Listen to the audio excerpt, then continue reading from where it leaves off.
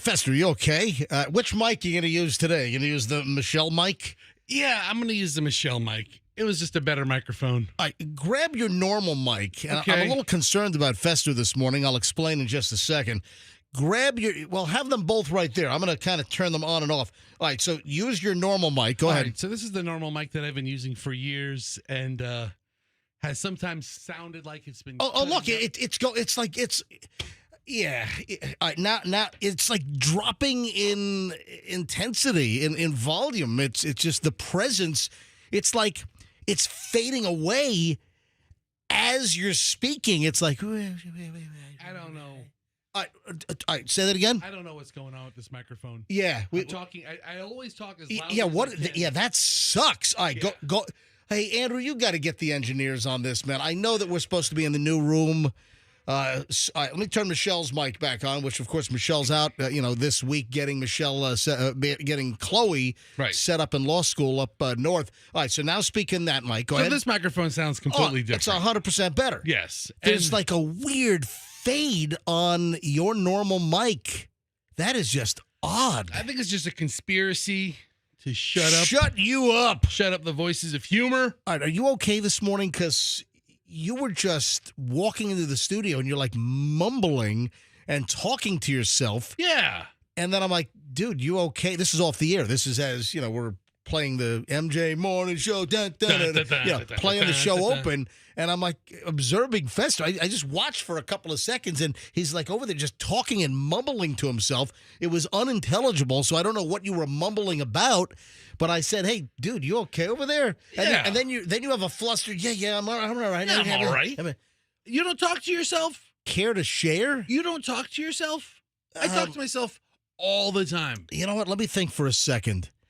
Do I talk? You know what? I don't. This isn't a joke. I don't mean like a joke in a jokey way. No, I'm not taking this in a jokey fashion, and I'm not like giving a jokey answer. The answer is, do I talk to myself? No, I really don't. I'm not Didn't we have a story recently about people that talk to themselves? I don't recall. Yeah, bring up the Googles. I just want to see. I think we had a story recently that it means something psychological or something regarding your intelligence level if you talk to yourself. I talk to myself. What does it mean if you talk to yourself? All right, that's a reasonable search term. Yourself. All right, reasonable search term. All right, it's hit news. Yeah. There we go. I talked to myself out loud a lot and thought something was wrong with me. Turns out it's perfectly normal. I talk to myself all the time. Oh, here's one from AARP. Okay. You know what? This is from March. You know what? That's about the time frame because I thought I recalled seeing something, and I think we might have mentioned it on the show. All right, so AARP.com. The American Association of Retired People. Yeah, don't use a different R word there. No. Is talking to yourself normal? I talk to myself every day. Here's like what we hourly. Know. Let me share a little bit here. I've been having full-on conversations with myself for years, says Danielle Durange, 52, of Fort Mill, South Carolina. As she's gotten older, she's noticed herself doing it even more. Durange jokes that lately her husband has even been asking, who are you talking to? Or can you please stop talking out loud? But for Durange, talking to herself for, I guess, numerous conversations is a longstanding habit with immense benefits. Talking out loud is like brushing my teeth, something I just do, often without realizing it, says Durange. She notices that she does it especially when she is stressed or trying to focus. It actually helps me think more clearly or work through the noise in my head. I guess I'm wired that way. Out loud is just how I process things. Yeah, I think I agree with this deranged woman. She's deranged. It's It's D-U-R. derange. Well, is it deranged? I don't know. Or D-U range. Yeah, it's D-U-R-A-N-G-E. So she's deranged. You're calling she's deranged. She's a deranged woman from South Carolina. But yeah, I talk to myself all the time. And this morning I'm getting set up here, and Michelle's usually on this side, and I usually have to talk with her for a couple of brief seconds. But today I'm by Hold on, myself. you have to talk to her like it's obligatory? She's a little chatty. She's a little chatty. You guys are chatting the whole damn show. I That's one of the know. things that's bothering me. I know. Is you guys are like little fifth grade, sixth graders in the back of the classroom, just yak, and the teacher's got to tell you guys to shut up. Yeah, that is a fact. A tool to keep yourself focused. I think that's true. A great way to pump yourself up or stay emotional. You know what I think of when I think of people talking to themselves? I think of people like yelling at themselves and then like hitting themselves like you do. You stupid! You stupid! Stupid! Yeah. Stupid! You know what I'm talking? I don't go to the point where I feel like I abuse myself or If you're watching MJTV right now, smacking you yourself just- in the head. Well, I was trying to get the smack noises, without doing the over exaggerated, sound effects machine smack noises. But Yeah, I talk to myself all the time, and all you do, and my wife will see me, and she's like, "What are you saying?" And a lot of times it's like a lower talk, Right. So it sounds like a mumble. And maybe that's what this was here, where you Right. hear something but you can't really make it out. And she's like, "What are you saying?" I'm like, "Oh, nothing. I'm just talking to myself. Just talking to myself." I talk to myself all the time in the car as I walk through the hallway. can I ask what you were talking to yourself about? And you're mumbling, so I couldn't understand what you were saying. And then I inquired, and then you kind of like you shushed me. You're like, oh, that's all right, it's all right, and you kind of brushed me off. You know what I mean? So what is I it? mean, it's nothing of consequence. It's not like I'm, giving myself a morning show hype up pre-show. Pep talk. Yeah, I don't Yeah. need that. But I'm like, okay, You're not your own hype man? no, I am, but I'm not in this instance. I think I'm my only hype man. I make sure my keys are here. It's like, all right, I got my keys here. I mean, You're having a conversation about my keys are yeah, here. I got to make sure my I got everything here. headphones, We got this. my ass is attached. Barely. Yeah. I had to run to the morning show office and get my headphones. I'd make sure everything's here. I made it by the skin of my teeth again today. Well, I would like to thank you also and recognize the fact that with Michelle out for a Yes. couple of days, helping Chloe get situated, and I might have to actually take a few days off in early September Okay. to get furniture in her place and put stuff together. And, For labor. Yeah. So I want to thank you, though, that you have this week made a concerted effort and you have not disappointed. You have been here at the very start of the show. It's not one of the typical days where, I'm talking for a minute or two before you mumble and stumble and wobble into the studio. You've been here really at the first mic crack as we come on the air since Michelle's hasn't been here this week. So I want to thank you because you've made an effort and that doesn't go unnoticed. I'm glad that you can recognize the minimal effort that I have made. I don't want to creep anybody out. But And we usually don't talk about this particular item. I mean, sometimes if it's a news item and it's in passing, we might mention. But, we're more of a comedic show. entertainment. But I got just some creepy crap when we get back. Okay. And it's a big, huge story. All right. And a lot of people will know this story, but this kind of just caught my attention. And then also, I have an item which I don't know how I'm going to get on the show this morning, but it's a new name for, I guess, intimate activity. And it's a certain type of intimate activity. And I'm just trying to figure out how I can get this on the show and how much detail I can give. I'm sort of in a quandary on this one. So I would listen to the whole show as I try to figure out whether I can get a particular item on the air this morning. So this could be very, very interesting. It's got one of those names. You know how, like gaslighting or, there's a whole series. Can you think of any different ones? There's a whole series of names, with dating interactions. We've done like all of them. It's just like I need to keep a damn list of all these, dating names. I mean, I remember we talked about one. Breadcrumbing, benching, pocketing, ghosting. It's when you do different things to people in different manners that makes them feel a different way. I got a new name, and I got to figure out how to get this damn thing on. All right, but first, the creepy thing. The creepy... It'll make your skin crawl a little bit, and we'll do that next. All right. On the MJ Morning Show. Just getting rolling, 6:12, and we're back in minutes here, shrining with traffic.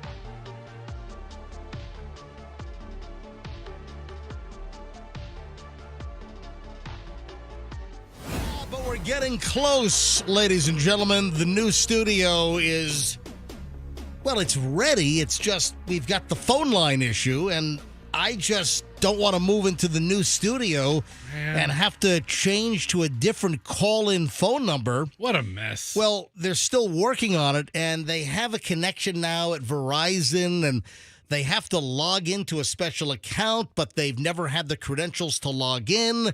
So now they're waiting to get the credentials to log in to be able to take our 800-990-1047 number and move it to the new phone system and the new voice over IP provider that we're using.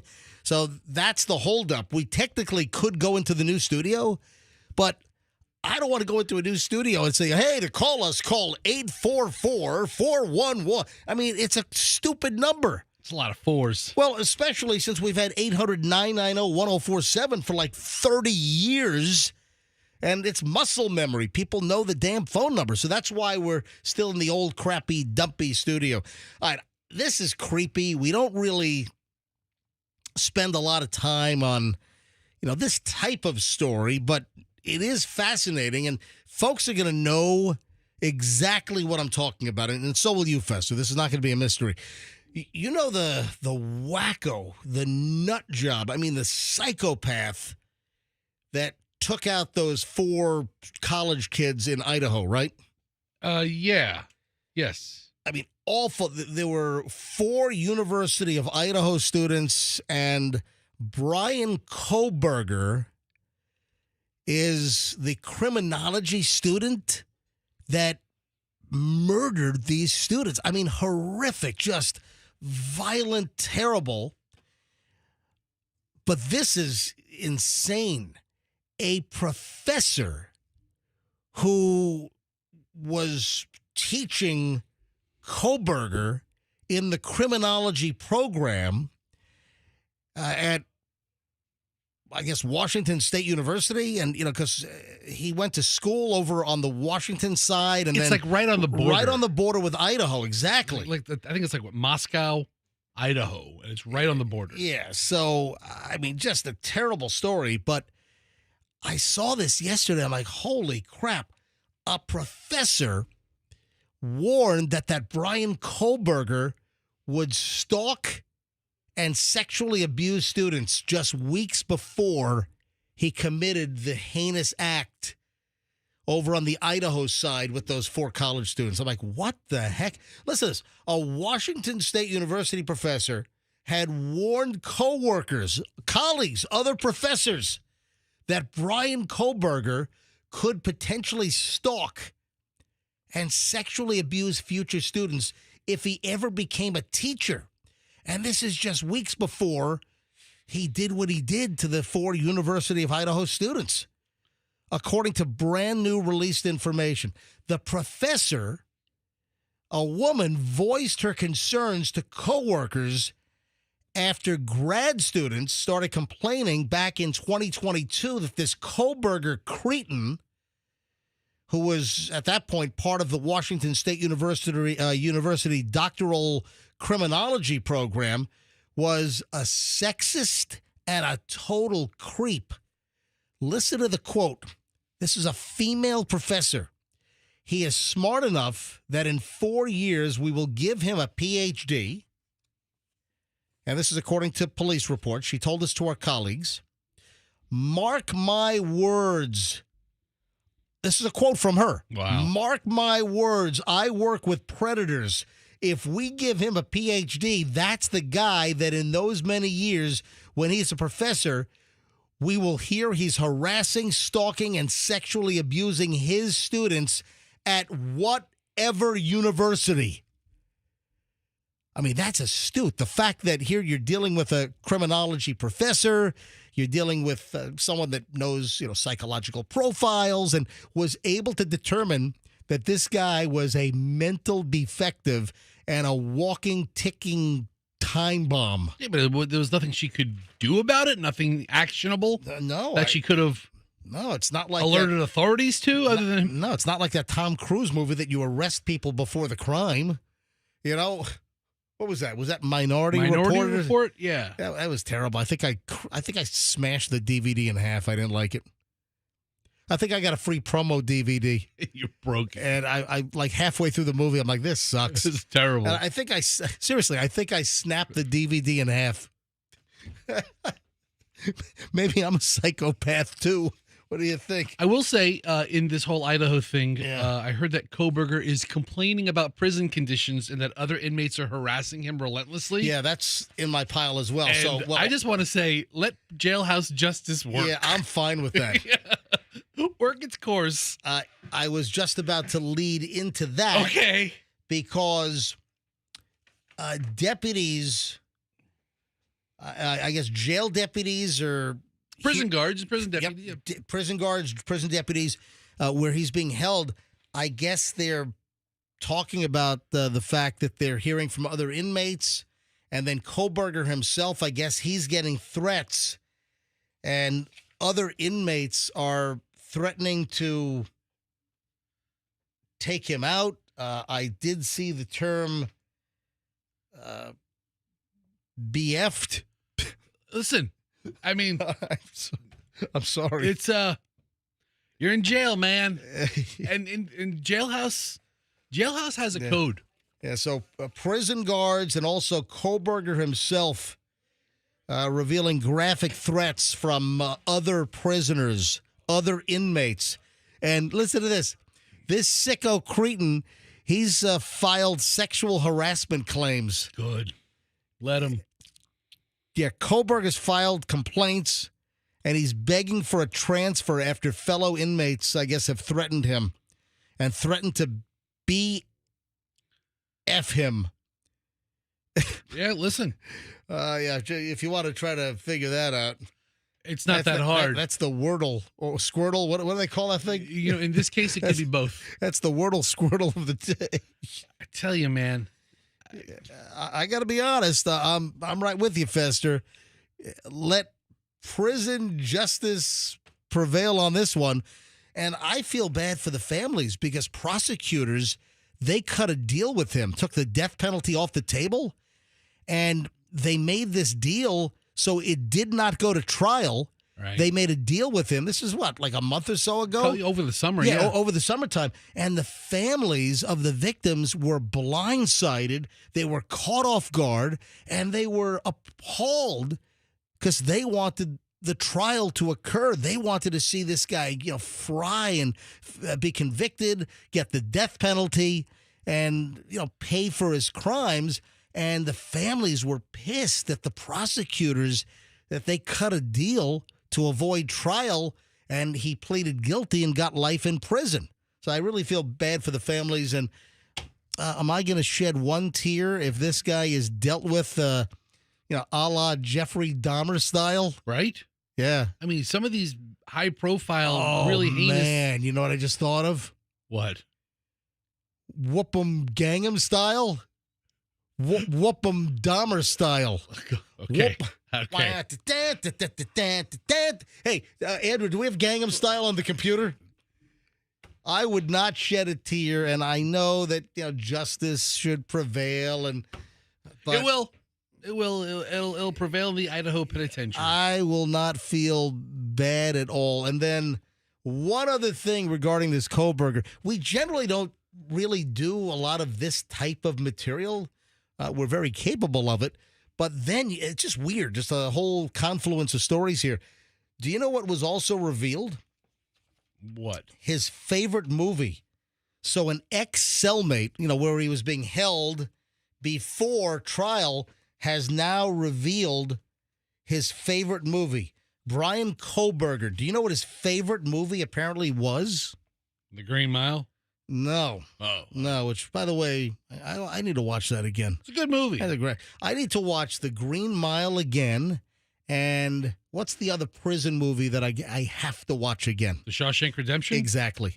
I've got to watch both of those. I think Michelle and I are both on board. The Shawshank Redemption is like always on TBS. I think since I have like digital cable, I don't see it as often. But back when I had click through the channels cable. Hold on. What do you mean? What digital cable versus clicking? You don't click through the channels? What are you saying? No. Oh, no. With like YouTube TV, I just go to my channel and it takes me like off the guide. Yeah, but you can't just go in order and then you could just go to channel to channel to channel to channel to channel. You What could. if you want to go to channel side and Sparkman's Wharf? I was say it's named something completely different. But back when I used to click through the channels, I used to see just 5 minutes of The Shawshank Redemption at random times. All right, blah, blah, blah, blah, blah. All right, so what do you think this guy's favorite movie was? Not Green Mile, not Shawshank Redemption. What do you think his favorite movie was? And it's very, very fitting. Charlie and the Chocolate Factory? I'm sorry, I couldn't hear you. Please. Charlie and the Chocolate Factory? No. I mean, you said very fitting, and he's in prison. So. Yeah. Yeah, Andrew was guessing, and when Andrew talks, it cuts you out completely. Andrew, you can guess on the air. Yeah. There's only 3 of us here today. All right, so no, it's American Psycho. Yeah, I mean, fitting, huh? And creepy, kind of skin crawling crap. So American Psycho, his favorite movie. That makes you skin crawl, doesn't it? What a weirdo. Yeah, the killer lawyer with Alex Murdaugh in American Psycho. Well, hold on. Yeah. You talking about Murdaugh? I never saw American Psycho. Yeah. You said Alex Murdaugh. Right. So, is he the guy from South Carolina? So he was fascinated with the Alex Murdaugh Crime. case. Yes. Okay, case. He was fascinated with the Alex Murdaugh case. It is a fascinating case. That's the South Carolina guy. Yes. Did I not delineate and clarify? All right. So his favorite movie, American Psycho, and then he was also fascinated with the real life Murdaugh. Alex Murdaugh. It's Murdauh, which is also creepy because Murdaugh. Let's commit the crime that's closest to our name. Yeah, so American Psycho was what? Christian Bale, right? Like 25 years ago? It's got to be what, like 1999, 2000? Is that the movie he lost a ton of weight for and was super skinny? I don't know. I remember seeing a post of actors that had to lose a lot of weight for a role, and he was on there for this. Sorry if I didn't use proper punctuation and I confused you a bit. Listen, you're one big run-on sentence sometimes. That's okay. Run-on sentence, MJ. Listen, MJ's going to give you all the words. You put the punctuation anywhere you like. It's 6:33 at the MJ Morning Show. Just interesting stuff. We don't spend a lot of time on that kind of crap, but kind of interested in me. 6:33, guess what I have next? Early Morons in the News. One of my favorite things of every single show, just the pile of just absolute clown turds. And today is no exception. The Morons in the News roll next here on Q105, 104.7 FM. Accident. Fall. Don't roll the dice. Get a law firm that's just tried and true and local. And, sometimes you get a hold of some of these firms. They're so big. You're just another number, and, you're one of thousands of cases. With the Kemp Law Group, they're a local law firm that has a great staff of attorneys, and they're just experts in dealing with car wrecks and slip and falls right here in the Tampa Bay area. They know the court system inside and out. They know how to deal with the attorneys on the other side. They know how to deal with the insurance companies. If you've been the victim of a total clod on wheels, a distracted driver, a reckless driver, you've been injured, you've been rear-ended, you've been shoved off the road. I mean, who knows? I mean, look at the number of people that are doing everything but driving. They're on their phones nonstop. If you're injured, if your property's damaged, if you have, lost time at work, then you deserve to recover. And you don't pay a dime until they recover for you. It's the Kemp Law Group. If you fall, have a slip and fall issue. If there's a negligence issue at a store or, parking lot or whatever, accident or fall, you call Kemp Law. KempLaw.com and tell them MJ sent you. Traffic's on at 6:35. Morons in the News next, minutes away. We have an accident.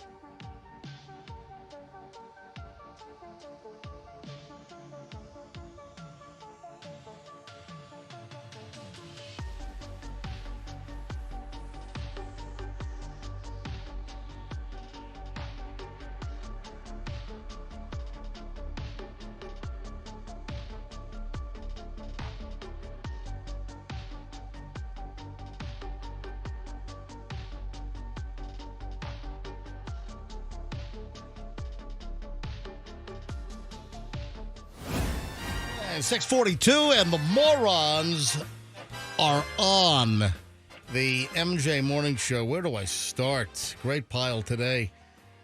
I don't know why people think they can get away with this. A Miami hospital worker. This is a true moron fester. A Miami hospital worker has been arrested after ripping off a patient's $45,000 Rolex watch. Oh, man.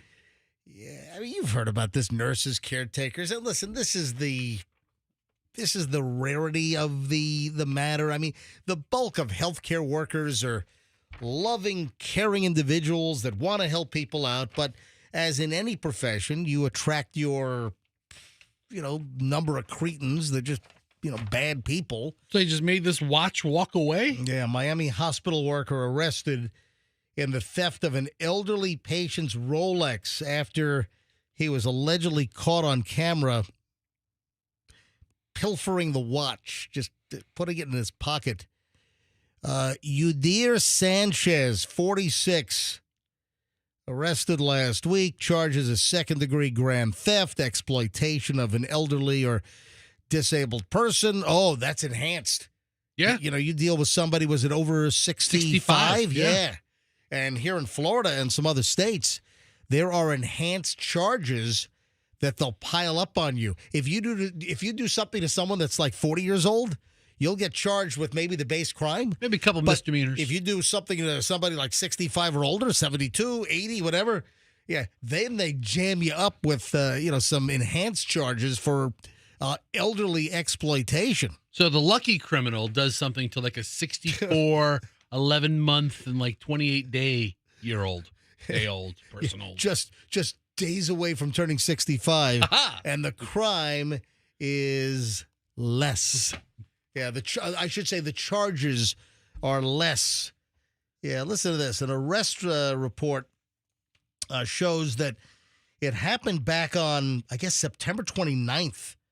The victim, who was 75 at the time, now 76. So it happened like last year? Yeah. So the actual theft happened last year. The arrest just happened. And it turns out that the individual was 74 at the time. I'm sorry, was 75 at the time, now 76, was taken by a bambulance. So an ambulance took this individual to a hospital in Miami. All of the jewelry, including a gold Rolex presidential watch worth $45,000, was removed, photographed, and inventoried, then placed in a yellow envelope by hospital staff for safekeeping. Once the patient was transported and admitted. So a couple of weeks later, in October of last year, the patient was discharged. When her daughter went to pick her up, she realized that her Rolex was missing from the envelope.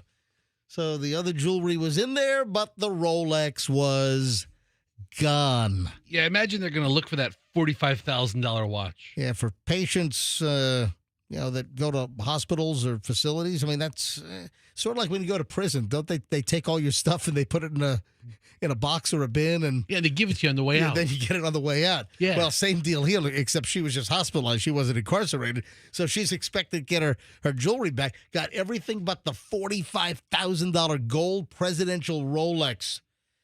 So the patient, the daughter, they were, devastated. The Rolex was a gift from her late husband, Sure. Saul. I don't know if that was. I don't know if that was his name, but just sounds good. So it was priceless. The watch was worth about $45,000, but to the family, The sentimental value. absolutely. You can't put a value on sentimental, can you? No, you can't. So a risk management director at the hospital. Did you say a wrist management? Risk. Because wrist would be appropriate Yeah. because the watch. Oh, that's true. Yes. Or if you actually are in the hospital for a wrist injury, Oh no. there would be risk management, What right? if your wrist was so swollen you couldn't get your Rolex off? They'd this have to guy- cut it off with bolt cutters. This guy couldn't steal it. Yeah. So the risk management director at the hospital said an internal investigation and review of video showed Sanchez. What a dirty Sanchez. The dirtiest. Yeah, the dirtiest of Sanchez's. Took the watch and put it in his pocket. I mean, a total pocket pilfer. Yeah, the video showed Sanchez entering the room and leaving with 2 pieces of jewelry in his hands before he was seen taking a camera and a yellow envelope containing the jewelry. So wait, he took a camera as well? At one point in the video, he opens the envelope in front of a hospital coworker and empties the contents into a chair away from camera's view. Grabs the watch and then simulated placing it inside the envelope, but instead, he palmed it. So he faked putting it back into the envelope, but he actually had palmed it like an old sleight of hand cheater's trick or a magician trick. What is he? I had no idea that you're always under video surveillance in the hospital. Dude, there are cameras everywhere. We're in a surveillance society. Yeah, There but are when you're in the cameras hospital. Dude, in the hallway or nurses' station areas. All right, so the hallway I would expect. Yeah, I mean, in the patient's room, you're not going to have a camera. You're Okay. going to have a camera in the bathroom, but there are a lot of areas. Sure, there are cameras everywhere. Okay. Yeah, surveillance is rampant. Yeah, so, this individual was arrested, and his defense attorney pushed back against the exploitation charge, saying that Sanchez never had direct contact with the patient. Toss the book at this guy. Yeah. Trying to get away with ripping off the Rolex. Fester. Yes. You're going to like this one. Man charged with threatening officers. Oh, I like it already. And then, But what do you say? I would like this. Well, Threatening officers. No, because let me get to the part you're going to like. Okay, good. Okay. And mooned first responders. Oh, man, I do like that. See? There was a time back in my prime Yeah. when I was a prolific mooner. Oh, God. I was never a mooner. I would show everybody my ass. I didn't care at all. Yeah. I still don't care. These days, you can be probably charged with, like, sexual organ exposure. I mean, they'll put you together on all kinds of charges now. These days, mooning, it's not like mooning back in the 80s and 90s. No, that's a whole different ballgame. I used to do drive-by moonings where my buddy would drive the car and I would stick my ass out the window. What was the appeal of that? What The horror on the face of the car you were passing. did you say? The horror? Horror. The horror. Horror. No, it's horror. No, it's a horror movie. The horror. All right, so this is out of Lancaster County, Pennsylvania. Oh, some Amish ass. Yeah. Man facing multiple charges, 2 separate incidents. So he assaulted officers. That's not funny. No, not funny at all. But what's funny is he mooned first responders. Just drop trowel. Ryan Bunting. His name is Bunting. Bunting. Bunting. Ryan Bunting, 44, allegedly threatened to kill officers. Not funny. No. Attempted to run them over with his bicycle. That's a little funny because I'm going to run over cops with my bicycle. That's the kind of thing like I want to see you try. With my Ross, with my Huffy. my Huffy. My Schwinn. Yeah. So while being arrested, Bunting reportedly bit, kicked, and spat on officers. So, I mean, this is just an insane individual. At one point, I guess he dropped his shorts and his underwear to his ankles and displayed his buttocks to first responders. Yeah, charged in 2 different incidents because he had a run-in a couple of days prior to the final arrest. So I don't think that should be a crime. what the Mooning should be a free. Yeah, I don't see where he's charged with mooning or exposure. He was charged with assault and battery on law enforcement. That should be a crime. Yeah, absolutely. But mooning people, this is America after all, people. Yeah. I think that falls into what? The First Amendment? Freedom of speech, freedom to show your ass. Listen to this one. Guy arrested on Monday early this week. He lied down in a ditch and pretended to be drunk. The creativity and the crap that people came up with or come up with. Yeah. So this guy, I guess, trying to escape charges. Cops got reports of individuals that were lying in a ditch. They arrive on the scene. They find 31-year-old Caleb Barker, and he was arrested and charged with simulated public intoxication. So, you can't even act drunk? That's part of the reason why I'm doing this as a Morons in the News story. I've never heard of simulated public intoxication. What? So you could be charged with faking that you're drunk? So you just walk around town going, hey. This happened in Elgin, Iowa. So I would imagine in Iowa there's something called simulated intoxication. I don't think that's used very often. What is that? I mean, what? Simulated public intoxication.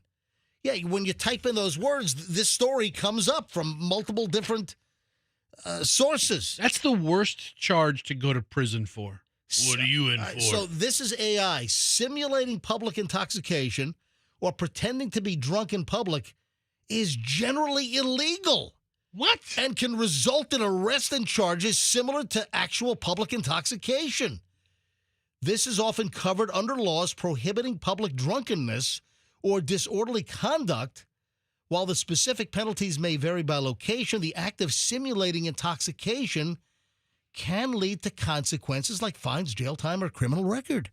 Holy crap. I didn't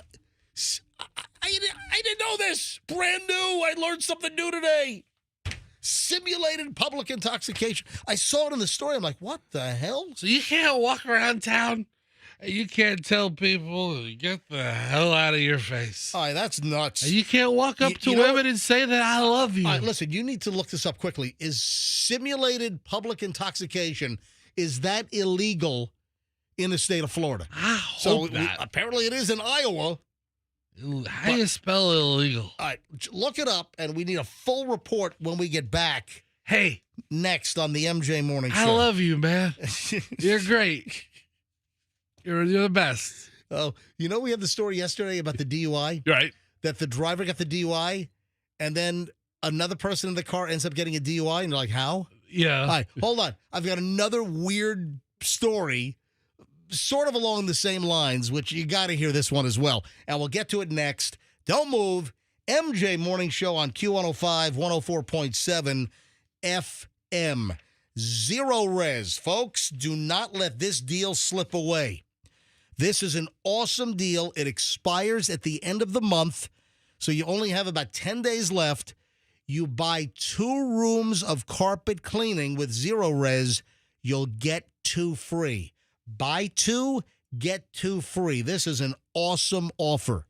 As the summer will wind down shortly, if your carpet got nastied up, the kids on summer break, traipse and crap all through the house, if you're just embarrassed by dirty, filthy, nasty, gnarly carpet, get it clean with the pros at Zero Res. That's the process you want. Other carpet cleaning companies, they use the chemicals, the soaps, the shampoos. Those leave a residue and attracts dirt faster. Plus, it reeks up your house, stinks up good. With Zero Res, they use a patented process, ZR Water. It gets your carpets cleaner. They stay cleaner longer. Go to ZeroResTampaBay.com. You got to mention me, MJ. Go to ZeroResTampaBay.com. Call them up. Mention me, MJ. Buy 2 rooms of carpet. Get 2 rooms of carpeting cleaned free. ZeroResTampaBay.com.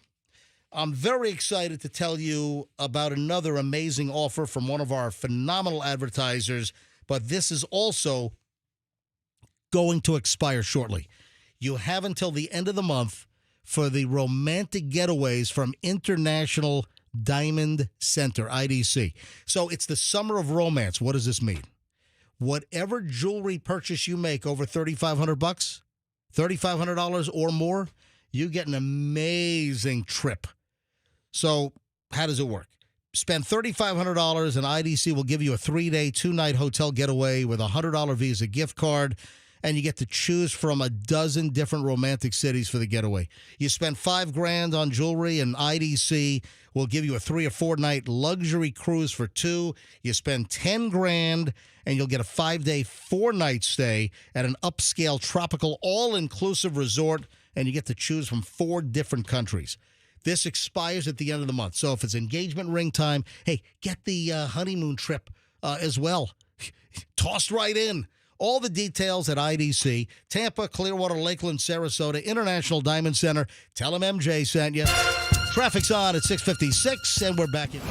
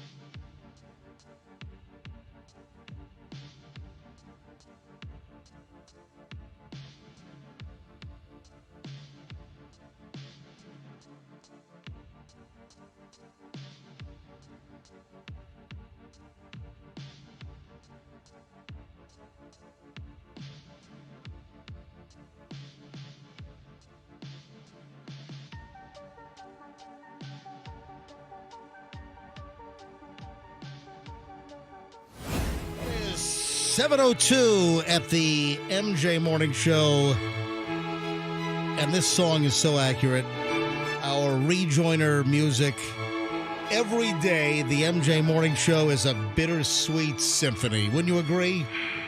Yeah, it is. Every single day. All right, you have my research? Sort of. Did you find it? Yeah. If you're just tuning in and you missed part of the last segment, we had an item where a guy was faking drunk in a ditch. And apparently that's a crime. He was charged with faking public intoxication. And apparently in some states, you can be charged if you're not like really publicly intoxicated, but you're pretending to be publicly intoxicated. You could be charged in some states. So I asked Fester. That was in wherever the hell it was, Iowa. Yeah, It was another state. And I said, Fester, hurry up. You got to look this up. In Florida, can you be charged with pretending you're drunk? You're out in public and you're staggering all over the place, but you're not really drunk. What if you're a really happy drunk? Public intoxication, that is a thing. So, Fester, you doing a complete and thorough scan of Florida statutes, what did you find? All right. Yes. The following is not legal advice. I just want to put that out there. The following is not legal advice. I don't want anybody to act like they're drunk and say, well, the fat guy on the radio said this. Do not listen to the MJ Morning Show for legal advice. That's the best advice we can give you. So simulating. There's no warranty for legal advice from the MJ Morning Show. Simulating. Proceed at caution. Proceed at your own risk. Whatever. All right, go ahead. Simulating intoxication is not specifically illegal in Florida. It is in Iowa, apparently. In Iowa, it is. In Iowa, it is. But in Florida, it's not specifically illegal. It's a drunk hiccup. The drunk hiccups. Do the drunks really have hiccups? I don't know. I mean, I haven't gotten blasted I don't know. too much, All right, but so I've never had the hiccups. What'd you find? Although it's specifically not illegal to fake being drunk. All right, because Florida statutes. It could lead to other things like disorderly conduct or a public disturbance. All right, so Florida statute 856.011, also known as disorderly intoxication, addresses situations where being intoxicated leads to actions that endanger others or disrupts public peace. But we don't have a fake intoxication per se on our books in our Florida statutes. Well, we need one. Or we don't. We don't need one, do we? It sounds like a stupid law. It does. I got to be honest. That sounds like a dumb one. And speaking of, drunks, we had a story yesterday, and I kind of posed it as a riddle. I can't remember exactly what time I did this, but we had an item, and I just want to mention this to kind of set up this newer item. And it's, when you just go 6 inches away from the mic and go, yeah, it's not lessening the throat clearing on the air. Try it again. All right. So, Festus that last one's what I needed. Well, because you can't turn your mic off because you're using Michelle's mic. I can. Yeah, because your mic sounds like just garbage. All right. So had an item yesterday. It was, and how did two people get arrested for DUI with, I forget how you said it, but both people involved got arrested. So I asked a question. It was kind of a riddle. I'm like, how did two people get arrested for DUI that were in the same car? And it turns out the driver was arrested. The one that was in control of the vehicle was arrested for having a blood alcohol level of like a 0.09 or something. It was, or I'm sorry, it was 0.11. Yeah, he was a 1.1, and she was like a 1. Well, but hang on a minute. Don't jump ahead. So the driver of the vehicle was busted for DUI. And it was a .11. Andrew just reminded me. And then how did the passenger then get arrested for DUI? Well, the passenger was released, and then the passenger drove drunk to the police station to then pick up the friend, the driver. Yeah. So she shows up at the police station to pick up the person that was arrested for the actual DUI, and then that person gets arrested for driving to the police station, all smashed and liquored up, and blew a .16. So even more than the original drunk driver arrest, and now the passenger, who now became a driver to go pick up the friend at the police station, now blew twice the legal limit of .08 with a .16. All right, so we had that yesterday. This is kind of along the same lines, same vein here. A woman was arrested for driving 74 miles per hour in a 35 zone while going to pay a speeding ticket. Oh, no. Yeah, buddy. Yeah, 21 years old. Tell you what, if my 21-year-old kid, if Julian did that, I'd break off his feet so he couldn't operate the gas and the brakes. He might need those feet later. You think so? I mean, he couldn't join the... Potentially disrupt the soccer career. No intramural kickball team for him over at NYU. Yeah, exactly. Adult kickball. He's not... I think they have that. They do. That's why I said it. Yeah. Adult kickball. They do have kickball. Yeah. 21-year-old driver arrested. This is in Washington State. Yeah, the location doesn't matter. This is a funny-ass story.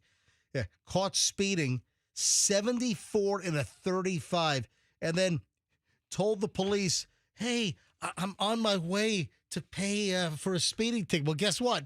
Now you got another speeding ticket. So according to the local police department, officer observed the sedan illegally passing another in an oncoming lane. So I guess crossed traffic to go around a slower moving vehicle. Radar was used and clocked the car was doing 74 in a 35. Wow, that's almost twice as much. Yeah. Jasmine Hernandez was stopped, arrested for reckless driving. And she told the cops, hey, I'm on my way to the courthouse to pay for a speeding citation that she got just 2 weeks earlier.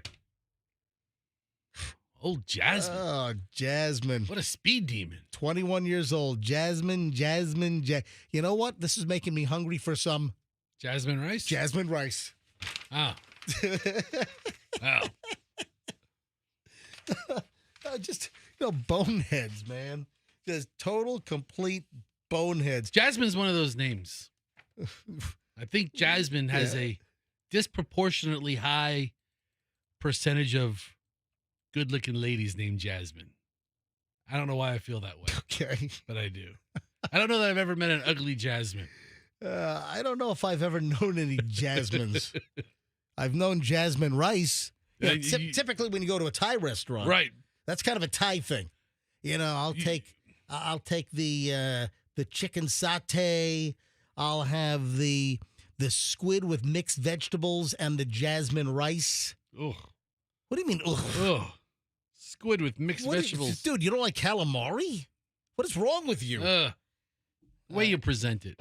Did you see the maniac that was smashing up the computers at Southwest at the Orlando airport? Yeah. What is going on? This is like the 10th crazed maniac hell-bent on destroying the gate at airports around the country. There's a rash of this. This is like a mental disorder. And the latest now is a woman threw an absolute meltdown temper tantrum at a Southwest Airlines gate right down the road, Orlando International. Missed, I guess, multiple flights. I mean, that's on her, right? Yeah. You know what? Maybe the traveling thing's not for you. So I guess missed the flight originally, then was put on other flights for standby. You don't always get on with standby. Guess what? Yeah. Flights a lot of times are packed these days because the airlines have reduced the number of flights. That's why you see more packed flights with not a lot of empty seats. So this woman had a complete and total meltdown, a total tantrum, attacked a Southwest Airlines gate agent, and then started smashing the computers after missing multiple flights at Orlando. I mean, this is a total insane, crazed meltdown, caught on video. They're all caught on video. Every one of them. If you have an airport scenario where you have hundreds of people nearby, everyone's got a cell phone, everyone's got a camera, everyone has the ability to go click, click, click, boom, and then you're being recorded. Everyone's a walking, TV station these days. So I guess she missed the flight. Then, listen to this, did not make it on the airplane for 3 consecutive standbys. And then finally had a meltdown. Well, I guess on the final flight that she was not allowed to get on, she tried to push her way onto the flight and get through the gate. She was like, hell no. I'm getting on the stand plane. Exactly. No matter what. So that's essentially what this wackadoodle was doing. There's nothing you can say, Southwest boy. Yeah. Peyton Turberville is the guy that filmed the ordeal. Said, she tried to get through the gate after it closed.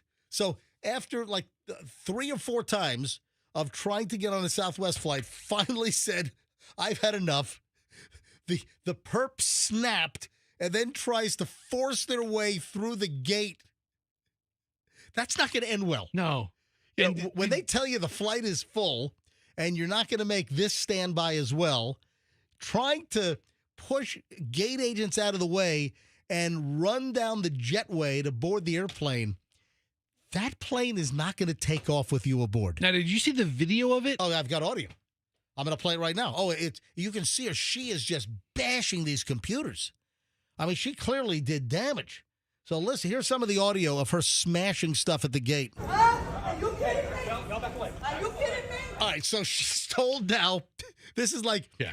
I think she missed 3 standbys. I think she missed her original flight, so it might be 4 total flights that she didn't get on. So this is the, are you kidding me, after she was told that she doesn't clear the standby list on this flight. Are you kidding me? No, back away. Are you kidding me? Back away. Are you kidding me? 3 to 3 weeks? I need to go and bury my brother? All right, so she's yelling at the gate agent. 3 weeks. 3 weeks for my money, right? 3 weeks for my money, right? 3 weeks for my money, right? Yelling at the agent. Oh! Right? Oh! Oh, there it goes! Wasted! 2 flights wasted! 2 flights! 3 planes! After 45 minutes! I was about to say, is that a joke? Call the police! For who? I have my rights. That's what I want. Did you hear the bashing of the computers? Are you kidding me?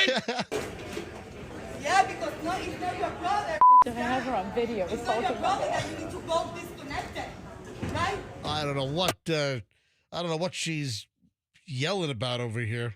Are you kidding me? Yeah, just rambling on and on. I mean, listen, I understand it's frustrating, but it's not the gate agent's fault, There's a Southwest gate agent wearing a pink polo shirt. which I don't feel comfortable Well, in airline employees in pink. I didn't know that was an official Southwest outfit. Did he leave his uniform? Did he leave his Southwest polo shirt at home and forgot and walked in a... Boss, I had a long night last night. I got a little vomit on my blue shirt. Can I wear the pink one today? It won't happen again. I'm so sorry. So the woman, we don't know the name of the woman, approached the desk, started screaming, "Are you kidding me?" Then kicks the guy in the pink polo shirt. Wow. And he just walks away. He's like, I'm out of here. Then the traveler walks back toward the desk, starts bashing the computer, and you can hear the people going, "Oh, my God." Yeah, don't talk over your video, people. Yeah. Help local morning shows out. Yeah, the guy in the pink shirt walks away from the woman, tries to, get the police. Anyway, she was arrested. Yeah, something tells me she didn't make the next flight either. Yeah, reports are that she was arrested. Some reports initially said that it was unclear if she was arrested, and other reports are saying that, yeah, she was apprehended by Orlando Airport Police. Oh, and Southwest Airlines declined to comment on the incident at Orlando International Airport. I'll tell you right now. But we've had a lot of meltdowns at the gate, and the last year it's like out of control. Or is it that more stuff is getting videoed and viral? Could be a combination of that. But when are people going to learn that creating any kind of an incident, any kind of a scene at an airport, on an airplane, it's just not going to work out well for you? It's going to make you famous. Yeah. Listen, if you want to have an incident, I mean, you still might get arrested, but do it at 7-Eleven. Do it at Walmart. They all have cameras.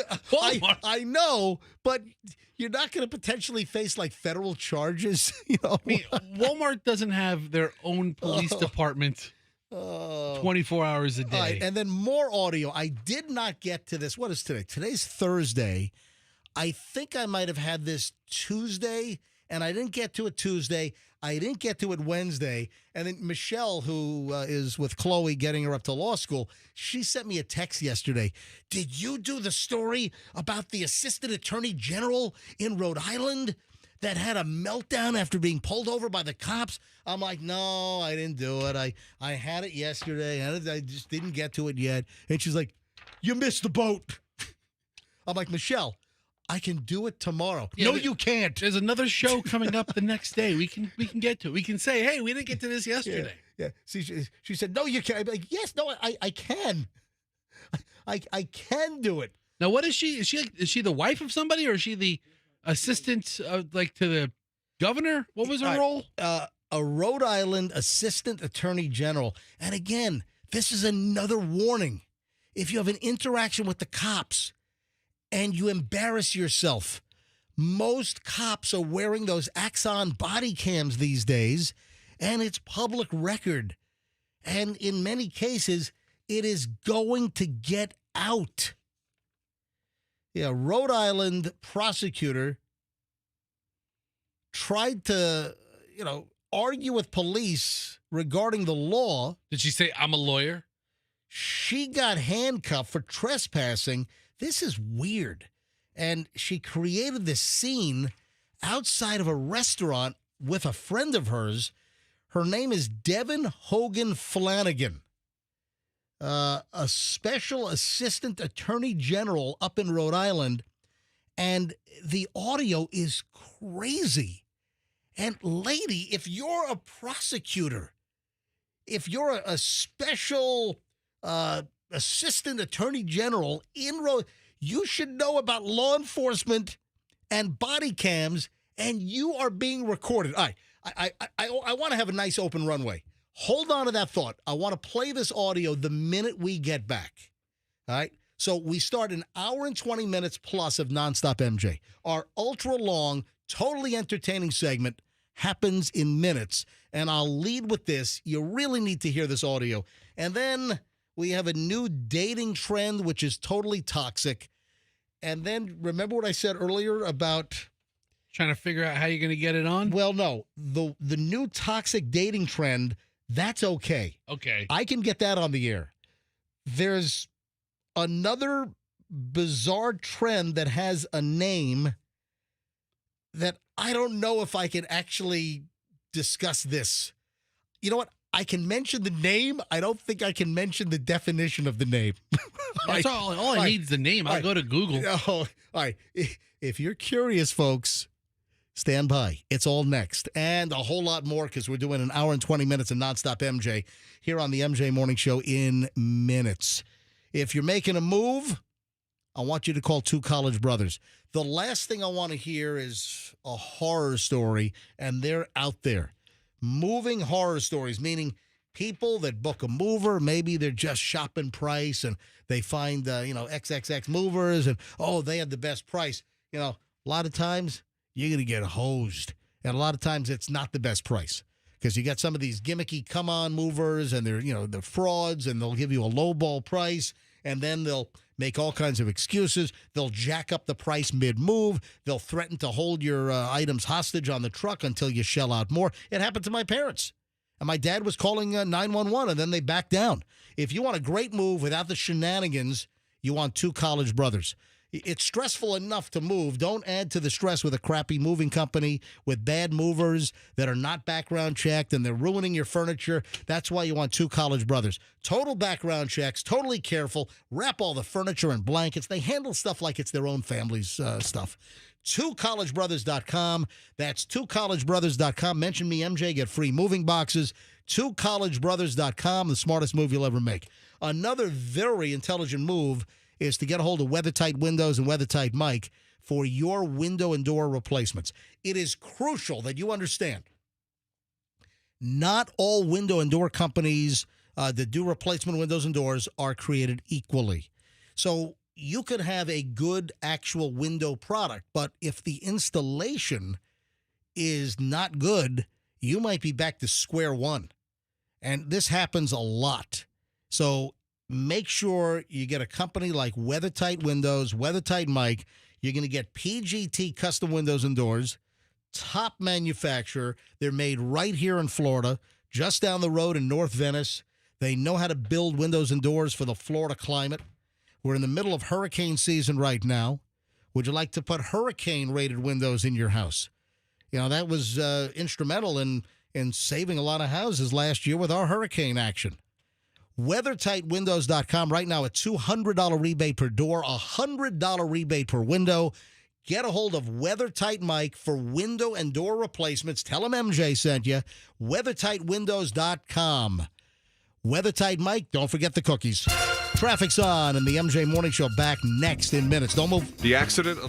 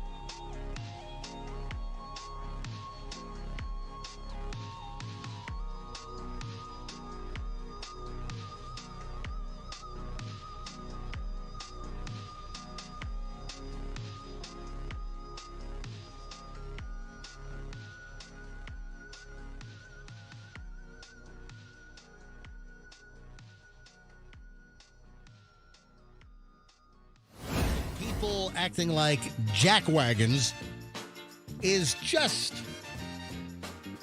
increasing on a regular basis. Yeah. People caught, a lot of times it's on these cop body cams. And, those that are in like law enforcement, those that are, in this case, an attorney general or an assistant attorney general, who should know better, knowing that you're being recorded. This stuff is going to get out. It is going to leak. What the heck are these people thinking? All right, so we kind of set this up before the break, and I said, hang on, I wanted more time to, be able to play and analyze this audio. And Michelle was fascinated by this. This popped up in her feed, so she saw it while she's on the road with Chloe getting her up to law school up in the Northeast. And she's like, oh, my God, dude, it's crazy. Did you see this? I'm like, yeah, I didn't get to it Tuesday. I didn't get to it yesterday. I said, I'll get to it tomorrow, meaning today. And Michelle's like, no, it's too late. Window's closed. I'm like, no, it hasn't closed. Oh, wait, great. Yeah, because it happened in Rhode Island with all the Northeast radio stations talked about it yesterday like it's big breaking news. Oh, man. So let me play the audio. This, and she's in trouble. Her career is derailed at this point. So she gets into this altercation, and she's trying to tell police about the law. She gets cuffed and stuffed at the scene for trespassing. It's like a crazy trespassing situation. Okay, you can get arrested for trespassing. Of course, yeah. But listen to this. Devin Hogan Flanagan, a special assistant attorney general in Rhode Island, told the arresting officer that he would regret this as she was cuffed What does that mean? and put into the back of a patrol car. Cuffed and stuffed. Hey, watch your head. You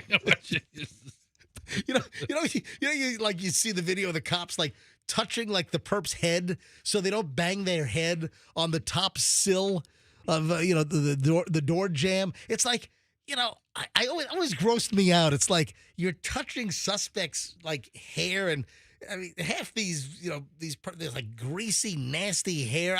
I don't want to touch anyone's hair. Watch your head, sir. Then you got their hair smell on your hands the whole day. The alcohol wipe won't even take it off.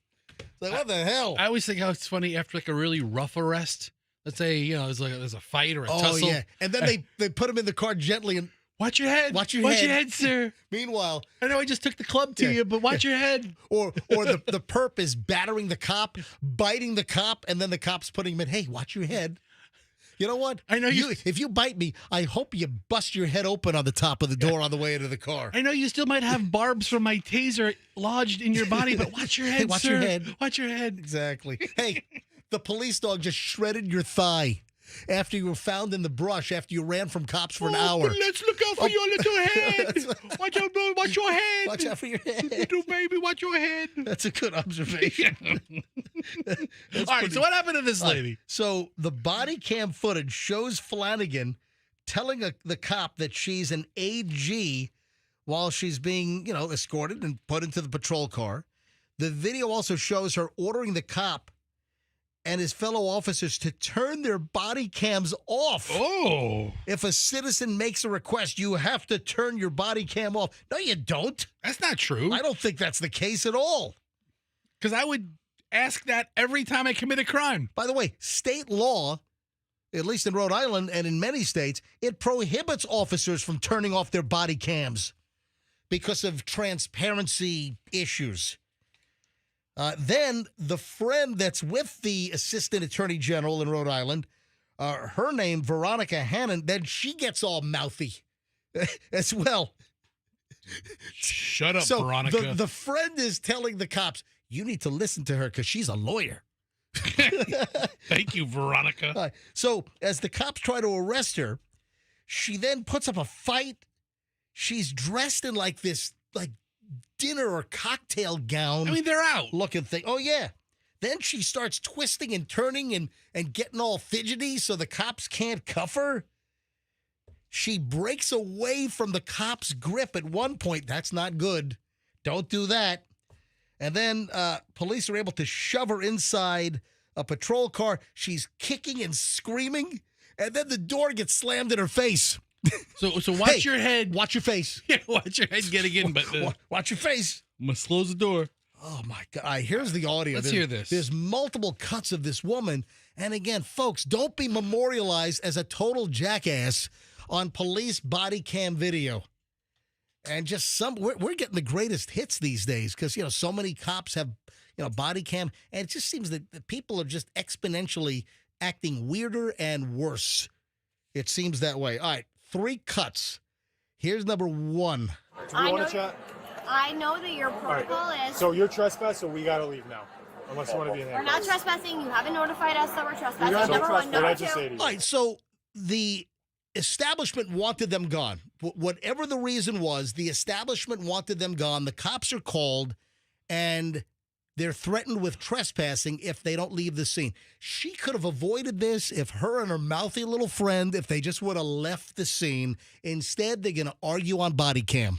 You're You're trespassing. Let's go. Number one. I don't Number want two. to arrest you guys. You're not going to arrest us. Number two So let's is leave. that We got to go. We got to go. protocol Let's is go. to Let's the go. Calm down citizen for 1 protocol second. is if we Yeah. ask you to I turn don't the want. body I don't cam want to off. deal with this. Let's Okay. go. No, Let's go. I understand you don't want to deal with it, but the Let's go. protocol Wait, is, wait, and your can protocol you is if I relax? ask you to turn off the body cam, you have to turn it off. And No, that's not true. Oh my God. So you're an assistant special attorney general? No, that is incorrect. Oh, and you can man. tell they're liquored up. You can tell they have they've got Gee. that sound, right? All right, here we go. that's your protocol. She's a lawyer. Oh, that's the friend. She's an effing lawyer. Yeah, she's yeah, all. yeah. Oh man. Yeah, doing her a lot of good right now. She knows.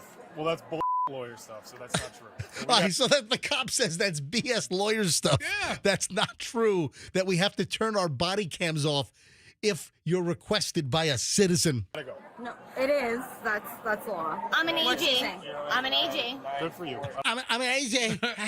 I'm an AJ. And I've had a few. I'm an AG. I got to admit, I kind of have a crush on her. No, you don't. I love her. Well, she's a little attractive. she likes to have a good time. You're a good looking lawyer. She's a pretty Yeah, lady. yeah, likes, she to is. likes to go out and have a Yeah. little bit of fun, a little loose. Oh yeah, I don't give a. Let's go. that's the copy. I don't give a bleep. Yeah, he's We're over going. it. Let's go. Excuse. We're leaving. Please don't. We're leaving. Please don't put your hands on us. Can you get your children out of here? Like, I don't know why. I'm sorry. What? Let's go. Let's go. Let's go. Come on, you're wasting so much time. So you can see it's in front of a restaurant, and it looks like there's sort of a hostess stand outside on the sidewalk. A lot of restaurants have Yeah, that. yeah, where you yeah. check So in there's, and for whatever reason, and she's pretty good looking. She's attractive. You know, as you look at the police body cam. I'm an AG. Yeah, And her friend. yeah. I mean, they're both pretty women. What were they doing? I mean, they must have been belligerent and drunk to the staff for wanting them to leave. Yeah, something happened. So the establishment did not want to allow them in. You know, maybe they didn't have a reservation. You have the hostess stand outside to manage. They made a scene. Yeah, maybe they demanded to go inside and maybe let us in, and maybe they wouldn't leave. And the restaurant, they called the police. Grown women and mothers. Children. All right. You're just being detained. You're just being detained. I'm an AG. I'm an AG. I'm an AG. Maybe not for much longer. I'm an AG. You know, the only thing missing here that would have made it better, a good old tasing. That I mean, was it leading to that? I mean, I think the officer showed you ready? great restraint. I thought the officer did show restraint. You ready for the second cut? Here we go. What do you? What are you? What's wrong with you? What What's are wrong you with you? probable cause? So the cop's asking, what's wrong with you? Sounds like they were out enjoying some adult beverages in some other places. You're being detained because you're not leaving. You're being detained because you're not leaving. The place wanted you gone. Leave. They finally have to call the cops and say to the cops, hey, we want to trespass them. We don't want them here. All they had to do was just leave. Just go. Just go. All of this could have been avoided. That's it. Can you relax? Sir, she's not doing anything wrong. She's not leaving. I'm an AG. Let's go. You're not. She's not being arrested. Let's go. I'm not being arrested. You're putting me in cuffs. I'm not being Okay, arrested. do you have any weapons on you? No. I'm an AG. Her badge is in the car. Hey, Fester, did you know she's an AG? You know what? I didn't at first, But after hearing now multiple people, She's an AG. and none of them use the whole word. I mean, I'm an AG. Right? I'm an AG. You want to go get a badge? Let me tell you something. You're Buddy, arrested. get the hell out of here. Buddy, just seriously. You're arrested in AG. Let me tell you something. You want to Is, arrest is that her friend going, wow? And then her friend's like screaming like a banshee in the background. No. You're putting me in handcuffs and you're Mirandizing. You're not Mirandizing me. Hold on. Relax. That cop is just totally patient. Buddy, you're gonna regret this. Yeah. Oh, there it What- comes. what- There it is. I mean, she is an AG. You're going to regret this. No, it's the other way around. You, Ms. AG, you're going to regret this. You're gonna regret it. I'm an AG. Did you hear that? I'm an AG. And then the door gets slammed in the middle of her 29th. I'm an AG. That's fantastic. There's one more cut. Oh, man. And she's been suspended. Yeah, she's not the attorney general of the state. No, she's an assistant. That's like a state job. Yes, an assistant attorney general. It's like an assistant state attorney. I mean, how many So lawyers do they need in Rhode Island? I guess she works for the attorney general Yeah. in Rhode Island, and I'm sure they've got dozens of assistant AGs. I mean, the state's as big as Polk County. Yeah, Rhode Island's a small I mean, state. come on. Yeah. Here we go. One more. Get the Take your license. f***ing hands off me. All right, There all right, we go. here we go. All right, so this is the friend now. This is, I think, the friend in the red dress. Yeah, we don't know what she Take does. your f***ing hands off Dave, me. we will get the license. She's getting the No. No. We'll get the license. Get out of here. Get back. Get back right now. Get back. Detained. No, I freaking. No. That's a fun night out in Providence, huh? Right. No, I'm right here. I'm right here. Come on, Dave. No. Stop touching me. All right. Oh, by the way, the hot AG is carrying a Chloe purse. I saw that. Yeah. Yeah. She's got a very, very conspicuously logoed Chloe purse. How many times does it say Chloe on there? Like 10? At least. Dave, I'm right here. No, right babe, please, I'm scared. I'm right here. Please stop doing this. Please stop right doing here. No, I'm not gonna find hands on that. I'm right here. Let's go. No, babe. All right, listen, control your alcohol consumption. Do not make a fool out of yourself. Babe, no! Get in the No! car. Just put her in. No! All right, that's the friend in the red. That's the lady in red. Yeah, she's. So the AG is already cuffed and stuffed. I'm an A. Didn't even get the G out on the last one. Right there. We know you're an AG. What up, AG? What up, G? What up, AG? So the friend now in the red dress, she's getting arrested, and she's just melting down. Get back, bro. She's like making exorcist noises now. Get your feet in the car.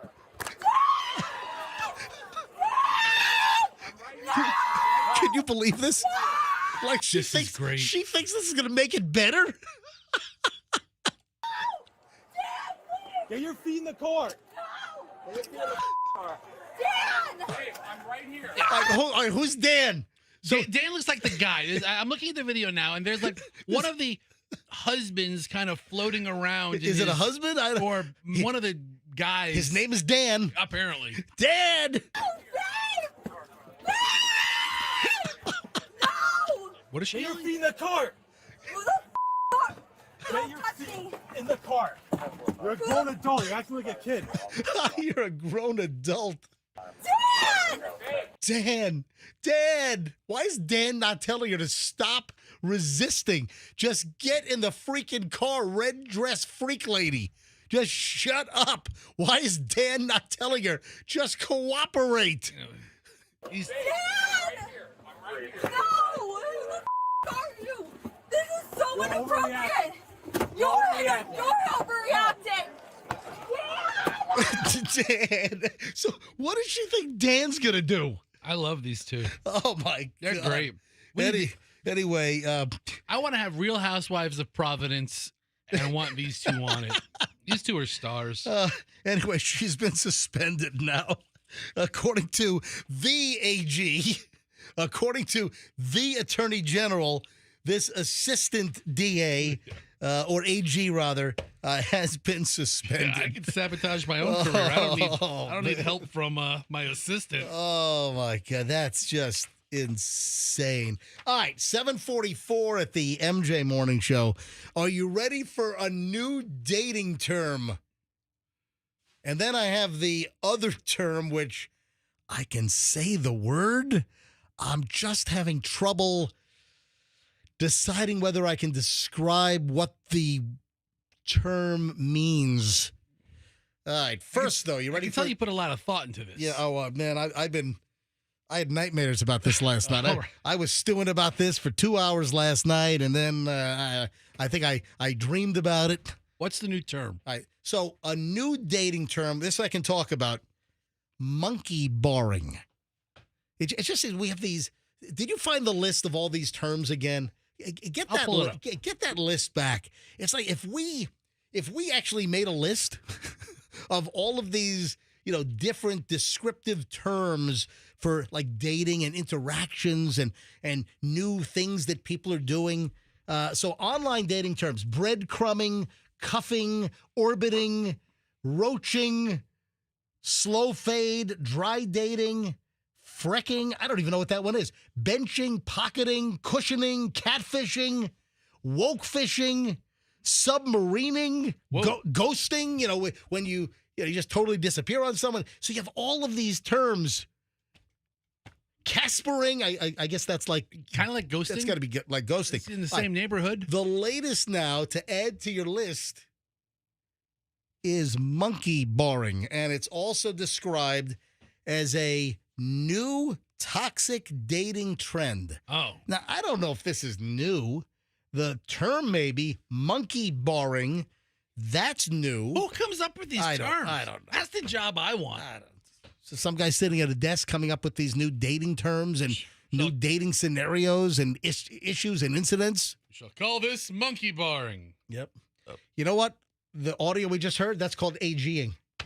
She's an AG. That's called AGing. She's an AG. All right. So can you guess what monkey barring is? What do you think monkey barring is? It's got to do something with like playing around. Yeah, I mean, it's a good guess. So it's like somebody who's like with somebody but still seeing other people. Monkey barring or monkey branching is when you hold on to one partner while you're lining up another behind the back of the one that you're clinging to. So think about monkey bars.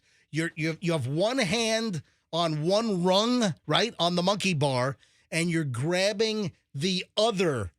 So you're climbing on the monkey bars. So the one, it's the current thing that's going on. You're holding on to that handle. You're going to let go of that bar, but you're already grabbing at the next bar, and that's the next relationship, the next individual, the next guy, the next girl, whatever. That's called monkey barring. I bet you we have a lot of monkey barring individuals listening to the show right now. So now we have a term for this. So you're holding on, but you're lining up the next one. You're getting that one ready, or maybe you're already dipping your toe in the pool. There's prospects to be the next bar. Yeah, so that's the monkey barring. Swinging from one individual to the next. You don't even, take a breath. Just moving right along. It seems like a term that you use more for like employment. You know what? I think you can do the same thing. I'm only holding on to this crap job until the next crap job comes along. Until K-Love hires you? Yeah, right. I heard they're looking for people. Yeah, heads up. Hey, Joy FM, heads up. K-Love's coming. Hallelujah. I got to be honest. I'm okay with splitting the big J. All right, let's give them two choices. Yeah, Joy getting a little too big for their britches. A little bit of competition, like what we all face out there, it's a good thing. Jesus, take the wheel. of another FM signal. I'm okay with that. Just take the dial. I'm okay with a little competition in the big J space. All right, so monkey barring. Well, the problem with the K-Love morning show is the guy's name is Jesus. And it's just a lot. All right, 7:48 at the MJ Morning Show. Should we take? All right, let me see if we can find a monkey bar. Are you Andrew? People aren't going to actively admit to being monkey bars. Yeah, you watch this. Not right now. Yes, they will. They're going to talk about the past. No. We will. I'm telling you right now. If I ask for calls right now, we'll get some active monkey barers right now. All right. Are you holding on to one thing while you're already grabbing the next thing? All right, let's go. If you want to remain anonymous, that's fine. I'm not going to turn this into an extended segment. I just want to see if I can get a couple of calls on monkey barring. 800-990-1047. That's how you get in.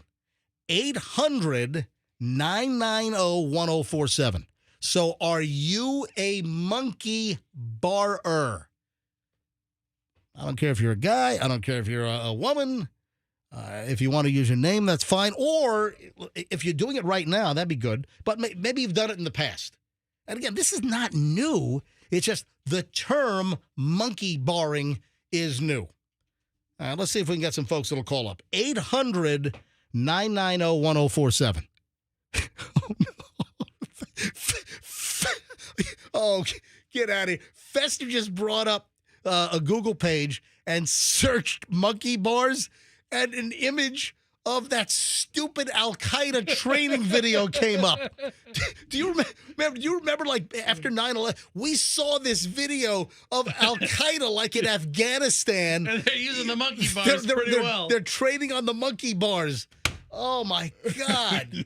I never needed to see that picture again. Watch out, guys. We know how to use playground equipment. Guess what? The monkey bar lines are doing just fine. Okay. All right, let me grab our first call. Lloyd is in Brandon. Oh, by the way, Lloyd Sowers called me the other day. Speaking of Lloyd. Oh, yeah? Yeah, Lloyd had a nice conversation with Lloyd Sowers. He's from Fox 13. He's a great guy. Lloyd in Brandon. Lloyd, you're on the MJ Morning Show. Hi. MJ, Fester, good morning. How are you guys? Doing Anybody on a dating app is monkey barring. Oh, you know what? That's a good point. That's a good point. Yeah. Lloyd. That's all I got, guys. Well, hold on. Easy now. We have more for you. Yeah. Are you a monkey barer, or have you done it? Are you doing it now, or are you just making a good observation about the dating app monkey barers? No, I got a son who, tried that and realized it was kind of pointless. Gotcha. How's the auto glass business going? Is Lloyd's Very profitable. Is Lloyd's Auto Glass still around? Lloyd's Auto Glass back in the day, I think they were famous for giving you a free box of steaks. Yes. If they fixed your windshield, you got a free box of steaks. We broke Paul Sliwa's Chrysler's windshield to have Lloyd come out and get the free box of steaks. Deliberately smashed the windshield on Paul Sliwa, one of our engineers over at J-Core Clear Channel. We broke his window to then call Lloyd's Auto Glass to fix his windshield so we could get a free box of steaks. They weren't bad. I think they were like the 20 ribeyes for $20 at the gas station parking lot. They weren't great, but they weren't bad. I think they were as thick as a Ritz cracker. All right, Lloyd, thanks for calling. No, that's a good call. That's a good point. That anyone that's playing the dating apps, doing the swipe this, swipe that, and the hinge. Yeah, that seems more like a juggler or something. Here you have a relationship that you're committed to, Lloyd, and then you're looking for the next one. All right, we have another guy, though. Austin in Clearwater. Come on, where are the women on this thing? Where are the monkey barring women? 800-990-1047. Hang on, we're off the air? Off the radio? Hang on a second. Are we really off the air again? Hold on. Andrew, you're hearing we're off the air again? FM band. Are you kidding me? Just came back. Hold on. My phone's blowing up. Are we back or not? Hold on. It's back up. You guys are loud and clear. We're back. How long were we off? It looks like maybe a minute. Son of a bitch. Back. What is going on with this place? Radio station just died again. MJ's about to flip out again. Is that what people are saying? Yeah. My God, can we keep this effing place on the effing air? No, we can't. Jesus. Let me grab. Hang on a minute. Line 2. Austin in Clearwater. Austin, you're on the MJ Morning Show. Hi. Hey, morning. Yeah. I just wanted to say I am not a monkey barer, You all right? but I have been the monkey bar, and I just want to say that it's honestly really messed up because this is basically the way that people operate these days. It's not just common. I think it's commonplace at this point. And I've been the first bar, and I've been the second bar, and either way, it just doesn't feel good.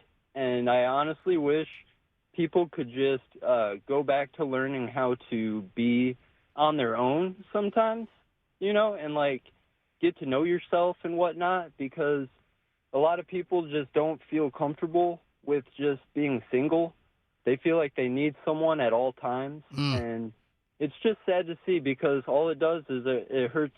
It hurts people on both sides, really. All right, Austin, I think Austin, oh my good God. observation. Actually, Yeah, two good calls, but way to slow down our bit, Austin. Well, hold on a I mean, minute. he's getting all like, He's getting cerebral on us. It really hurts. I've been the first bar, Hang on the a second sec. bar. I mean, we're trying to have a fun morning show here. Talking hang about on. people playing the field, and here's old jilted Austin calling in. Let me call Julian. Julian, he listens. Oh, he's leaving today. He's going up to New York. So today's his last day in Well, town? but then he's coming back. I don't know. He's got some crazy schedule. So I have to drop him off at the airport after the show, so I can't linger and loiter. Yeah, hello? Hey, were you listening on air on 104.7 FM? I was, yeah. So how long were we off the air? Like, you guys were gone for like 20, 30 seconds. It just, both my radios just went out, and I was like, did I just lose you? Like, I just didn't know what happened, but then you just came back, so. So it was apparently during the Lloyd call where I thought we were very funny. Oh, my God. So a great portion we lost. Andrew says it was 44 seconds that we were off the air. Andrew, that sounds about right. have you spoken to the engineers? All right. He's in the middle of work. Has he? I mean, I don't But think... it wasn't like last time where, I kept hearing static. It was just nothing. It was just dead. Yeah. Last time we were off the air for 2 freaking hours. I mean, I wanted to hang myself. All right, Julian, I'll see you in a bit, all right? All right. Bye. All right, so 44 seconds. Julian said about 30. Andrew, I guess, has confirmed we were off the air for 44 seconds. I mean, this is ridiculous. Can we just keep the freaking place on the air? No. All right. So this is the term I can say, but I'm having trouble in describing what it means. So we just talked about monkey bar. Right. All right. That I can mention the name, and we can talk about what it means. This, I can mention the name. I just don't think I can mention what it means. Am I going to have to Google it? Is that what the...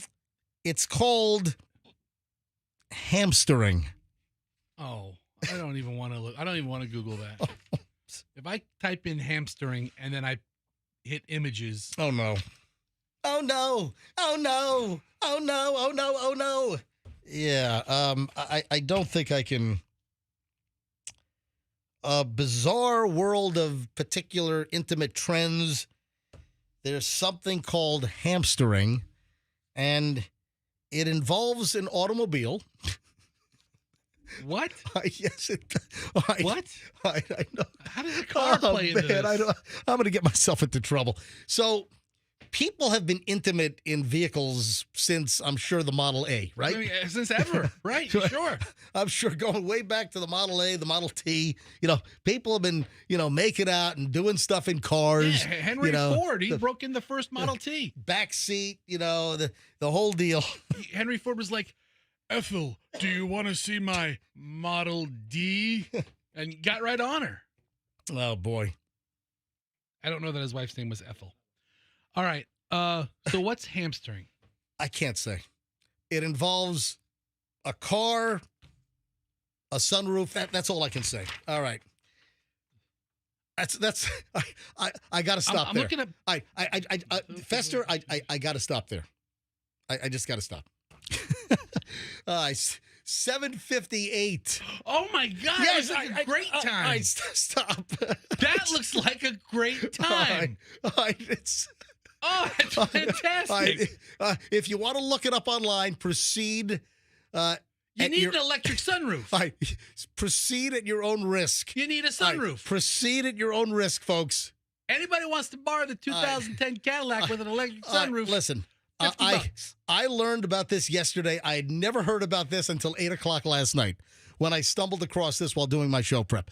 There is I'm moving along, You Fester. only need 3 things for hamstring. Fester said this. One's a car. I'm shutting you off your mind. That's it. I got to move. I got the sheriff on hold.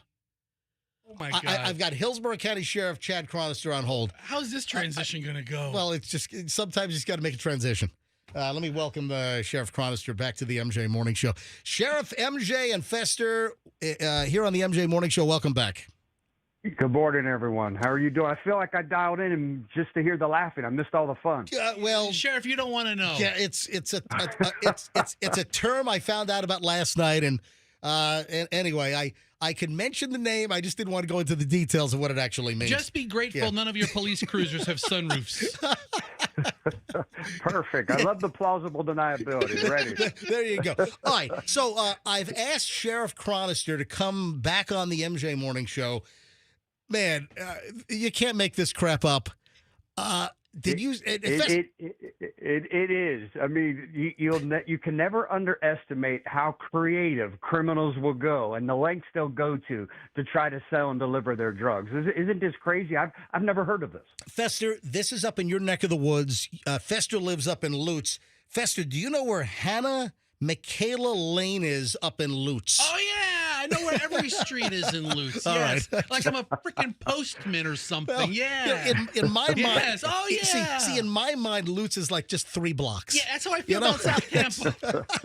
All right. So, Sheriff, this is nuts. You have a guy that was flying a drone in a Lutz neighborhood at 1:30 in the morning. This perp crashes his drone into a house. So people are awakened or they're in the house 1:30 in the morning. They hear all kinds of clattering and all kinds of noise because this guy rams the drone into their house. The homeowner goes outside to the backyard, sees flashing lights from the drone.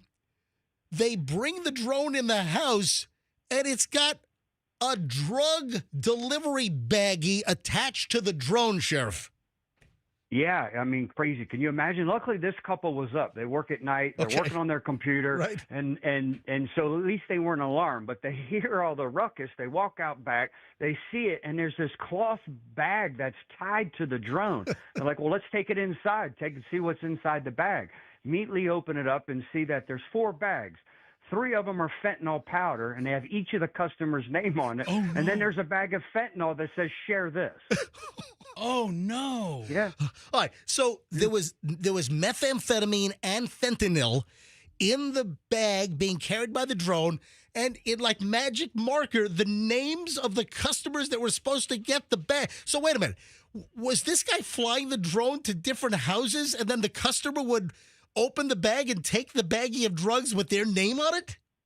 That's exactly what's happening. Yep, and it happened to hit this house and stay. Could you imagine if that would have crashed and some young child would have got it? And I even shudder to think that the addicts that this was going to, you know, what if they would overdose? So listen, I can't say enough thank yous to the responsible homeowner who said, listen, let me call 911. This isn't right. And while he's calling 911, or I should say while he's waiting for a deputy to arrive, he sees the bad guy in the backyard with the flashlight, making himself at home in his backyard because he's looking for his drone. He's looking for his drugs. And the GPS coordinates said, hey, it crashed here. How far away? So the perp's name is Jason Brooks, 49 years old. Were your deputy sheriff able to determine how far away he was with his drone controller? Where was he sitting?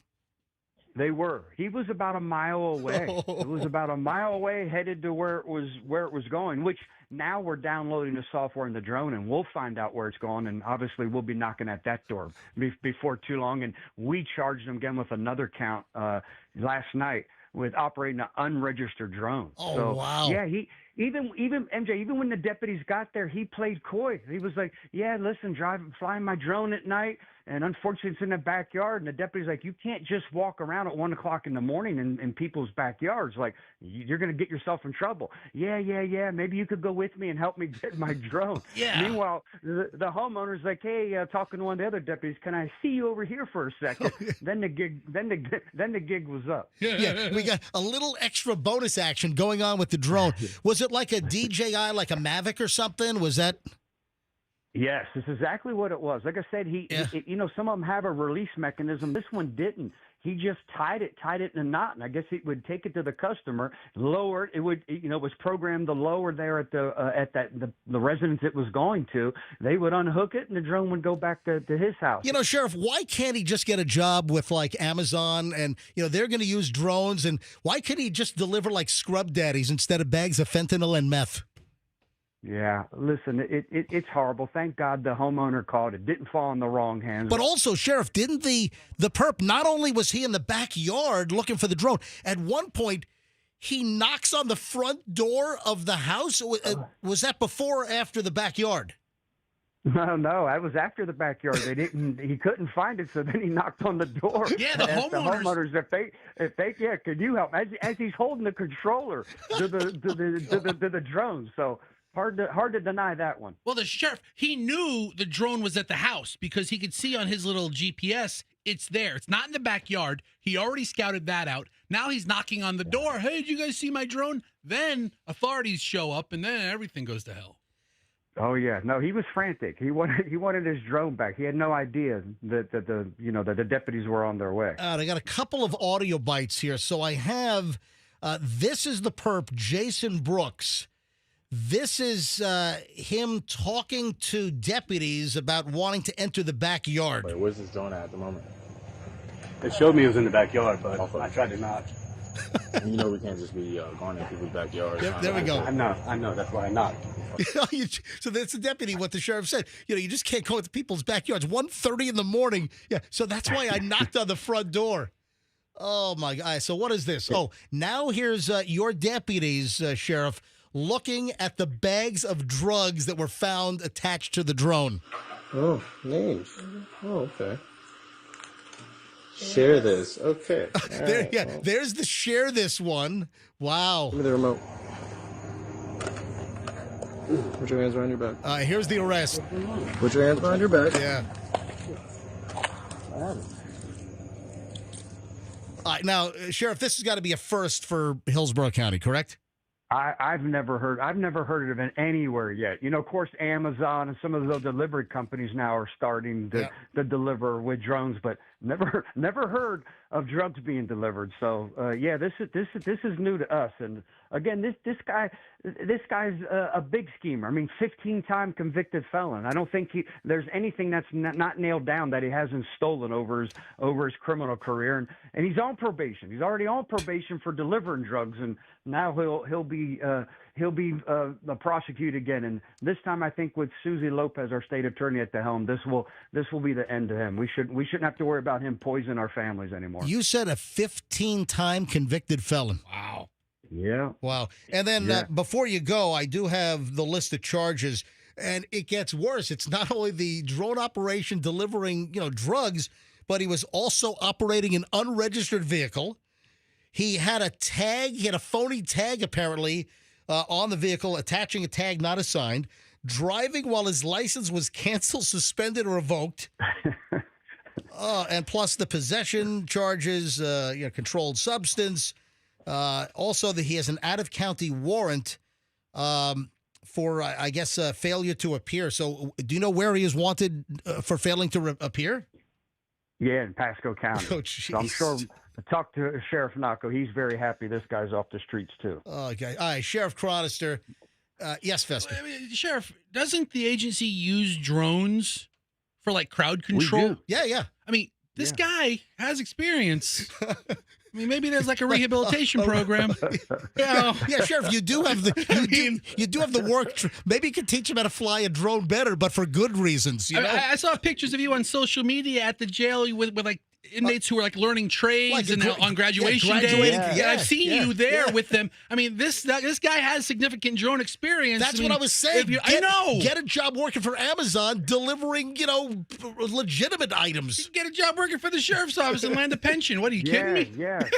Yeah, too much talent to ignore, right? Hey, listen, I'm good with second chances, sometimes third, not 15. Yeah, I'm with you. Yeah, 15 is a get this guy off the streets for a long time. Oh, man. All right, Sheriff That's Chad exactly. Chronister, Hillsborough County Sheriff's Office. Sheriff, thanks for coming on the MJ Morning Show again. Always, thanks for having me. Have a great day, guys. You bet. So, again, here we are. We're going to be in the national news. The So drone, man, that's funny. It's been a local story now for a day. So the story hit. It happened, late Tuesday, and the story made its way out like yesterday afternoon. So today everybody's going to talk about it. Heads up, this is going national. This is going to be a national news story because it's you can't. So this is the second thing we've done this morning. Can't MJ, make it up, yeah. Involving police body cam. We talked about the Rhode Island Attorney General earlier. We talked about this drone drug guy. And I remember when body cams were first being introduced to law enforcement, and there was some resistance from some law enforcement officers. Yes, some law enforcement didn't want, but now I got to think they love it now. The cops that I know, some that were like, they weren't sure about the body cam, and not because they were doing anything wrong, but now a lot of the cops that I know are like, this is the greatest thing. They can step back now and let the person just talk. Well, because in many cases, it proves that the cop is right, the cop didn't do anything wrong, and that it's the perp that's lying or the perp that is, making stuff up. So a lot of the cops I know, they're fine with the body cams these days. All right, Fester, you found this is bizarre. I was. Do you just go and troll Facebook Marketplace? Sort of. As you know, right? I'm currently looking for a plush leather chair for the new studio. I don't like these hydraulic stool chairs that we have here in the studio. I've never liked them, and I want something that would be befitting for a king, a throne of sorts, a plush leather chair. It doesn't have to recline, but I know that we don't have a budget to spend $1,000 on a chair or $1,500 on a really nice leather chair. So I troll Facebook Marketplace, and maybe I'll slip it into expenses with Terry or something. And I do this regularly. All right, so are you now using our airwaves as like Fester MJ Morning Show Marketplace, and you're looking to buy? I'm very particular as to the chair I want to sit in for 4 hours a day as I spew my jokes and humor. All right, so if a listener has a big leather chair they want to sell, send you a text with a picture of the chair? Does that just work? saying, I'm looking. I'm in the market for one. This is not why I'm talking about Facebook Marketplace. But anyway, I go to Facebook Marketplace regularly. To look for a leather chair. Facebook Marketplace also knows that I'm fat because on my search history, if I select the other day, I bought some Columbia fishing shirts and I had to buy 4X. So in my search history, it knows 4X. that I'm a larger person. And when you go to Facebook Marketplace, the first screen is a For You page. And it just has an aggregation of things they think you'll be interested in. So and occasionally you have a collection of plus-size suggestions, is that it? So it's like it learns your habits? Yeah, and, there's some all right. fat people things. All right. There's some leather chairs. There's a couple of Lincoln Town cars. The things All that right. I look at online. So if you have a big, nice leather chair that you would like to sell, text Fester a picture, 813-310-8444. I'm not sure if I want a wingback chair or like a little recliner. I have to have legs added to it to make it taller. I mean, there's a lot of work going involved in it. Anyway, why don't you just go to Leather Gallery? We can hook you up, I'm sure, and get you a good deal at Leather Gallery or something. Well, right now, it's probably going to be $1,000 investment or $2,000 if I go to Leather Gallery. Isn't that owned by Maher Brothers? Maher Brothers? Maher Brothers. Is it? I think it is. Okay. Yeah, maybe. All right. So here's the deal. Anyway, I'm on Facebook Marketplace yesterday, and it's on my For You page, and I'm like, what is that? So Fester looking for chair stumbles upon this. And Fester sends me an email last night. Hey, you remember this guy? And I click on the link, and it's Robert Earl Hughes. I'm like, oh, my God, I remember this. Absolutely. He was one of the people that we were mesmerized when by. I was in 3rd and 4th grade. all the kids, we used to migrate to the Guinness Book of World Records that was like on the shelf in the classroom. And we'd open it up to it was the first pages where they had Robert Wadlow, the tallest man from East Alton, Illinois. The 8-foot tall guy. And then they had the fat guy, the McGuire twins that rode the motorcycles. Yes. Right? They had those. And then you had the fattest, heaviest human of all time that I guess was still mobile, could walk around. Robert Earl Hughes. I remember they buried him in a piano box. Yeah, that was like the caption. Yeah. He was so heavy that he was buried in a piano case. Something like that. Because the dude was like 1,050 pounds or something. I mean, huge. And he died at like 32. Sounds like he lived a full life. At 1,000 pounds, 32 years old is like ancient. Here's the deal. Somebody out in, is it Lakeland? Where is this? I thought it was Dade City. Maybe it's Dade City. Somebody has I'm fascinated. Somebody has a life-size statue, a fiberglass museum-quality statue of the heaviest man from the Guinness Book of World Records. And he died back in like the 40s or 50s, this guy. It's a long time ago. It's every picture of him is like an olden days black and white photo. Robert Earl Hughes died in 1958. So Robert Earl Hughes has been turned into a life-size fiberglass, like full color, like work of art. And it's for sale. It's for sale, and it's in Dade City. It's $1,200. And it's this massive life-size statue of the 1,000-pound man. How do we not make an offer on this? He's wearing gigantic overalls and a gray shirt. Now, if you go to like the Ripley books or the Guinness books, that's what he's wearing in all of his photos. Why does a guy in Dade City have a statue of this 1,050-pound guy? It's incredible. It is this is. I mean, you want to talk about fine art. Wow. If you're an art collector, I don't see how you can have your collection without this. I'm going to hold this up to MJTV so our viewers on MJTV can see this. And this is it. Are you thinking about buying this? I mean, should we get it?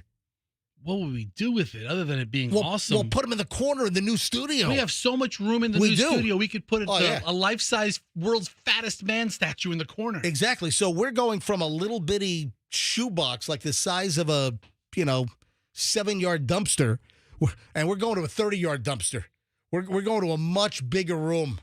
So we have room for this. I wonder if we can negotiate. I wonder if we can maybe talk him down in price a little bit. So I messaged the person yesterday. Did they message you back? We had an exchange. They didn't give me a phone number to call them. Oh, man. But I wrote to the owner or the seller of it. Did you tell him you're Fester from the MJ Morning Show? And did I ever?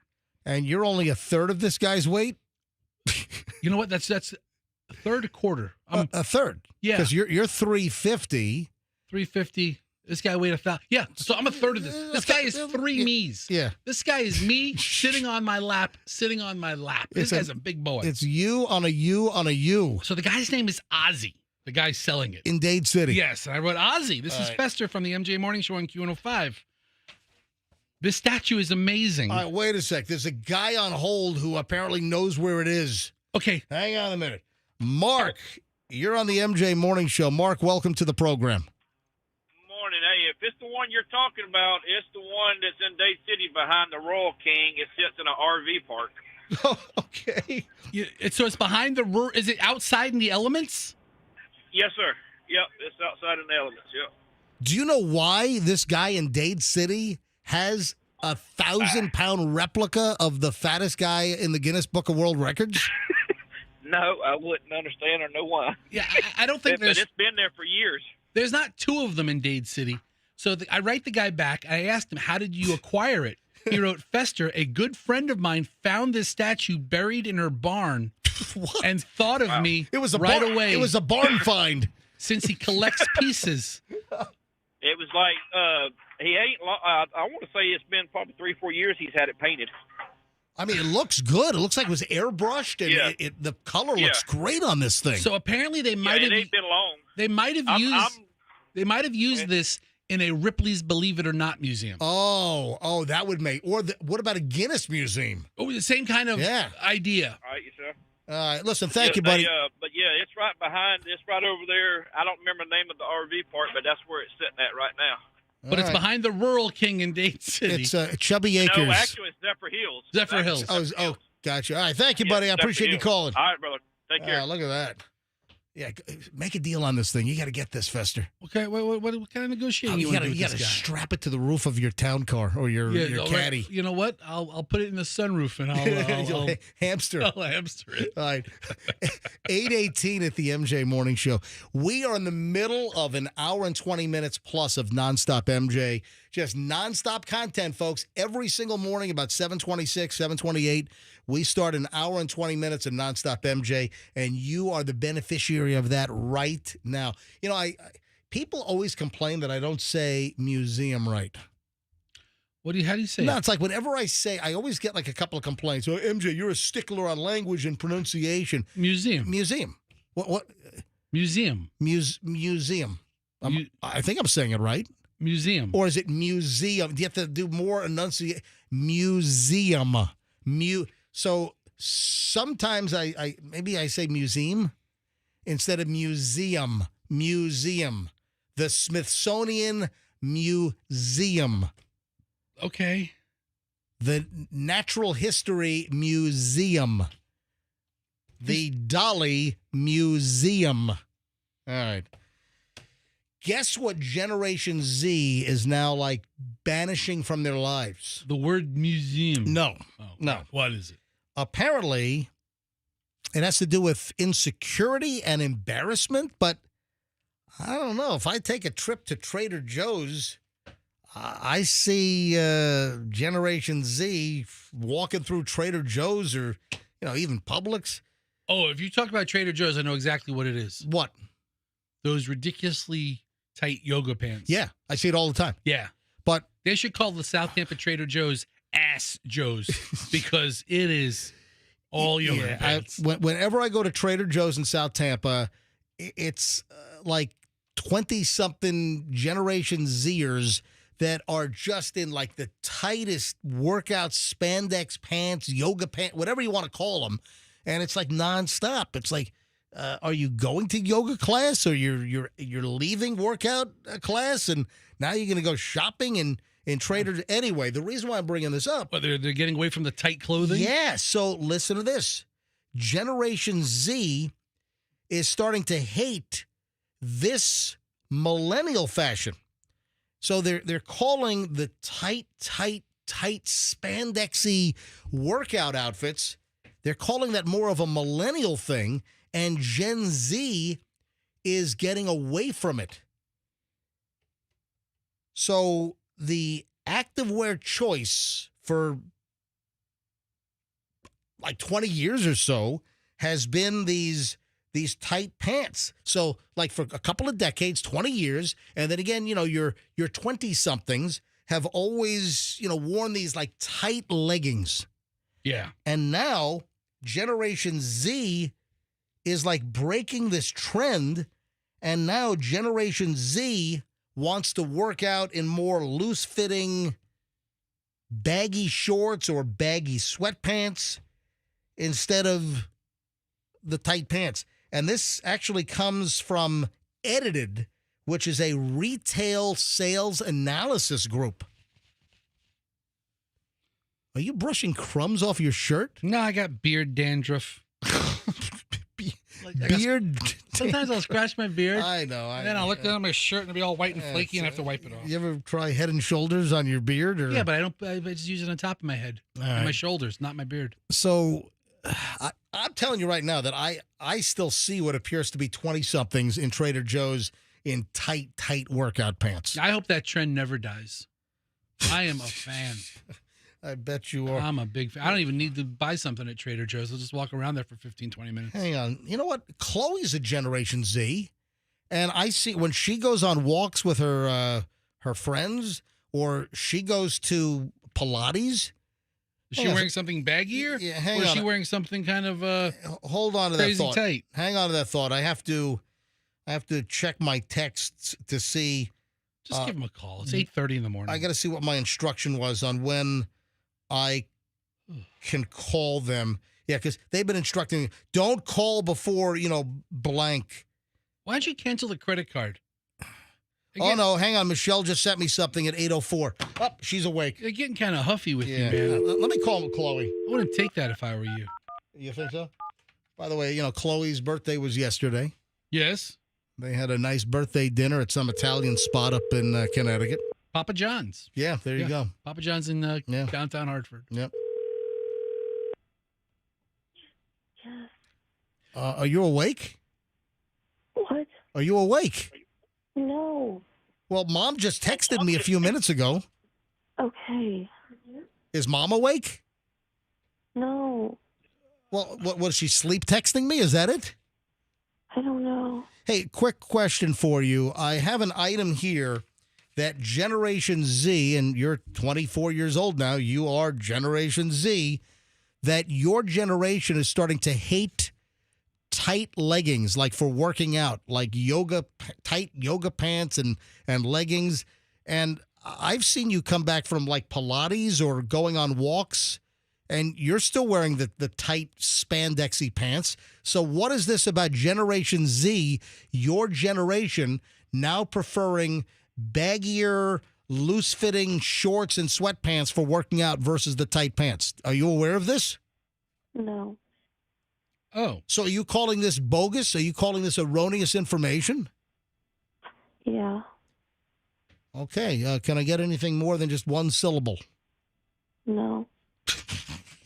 Chloe, how was your first day of law school orientation yesterday? It was good. It was just a couple hours of fun. Hold on. A couple hours of fun? Yes. Now, can I please go back to sleep? What time do you have to get up? I don't have to get up until a lot later, Dad. Okay. All right. Go.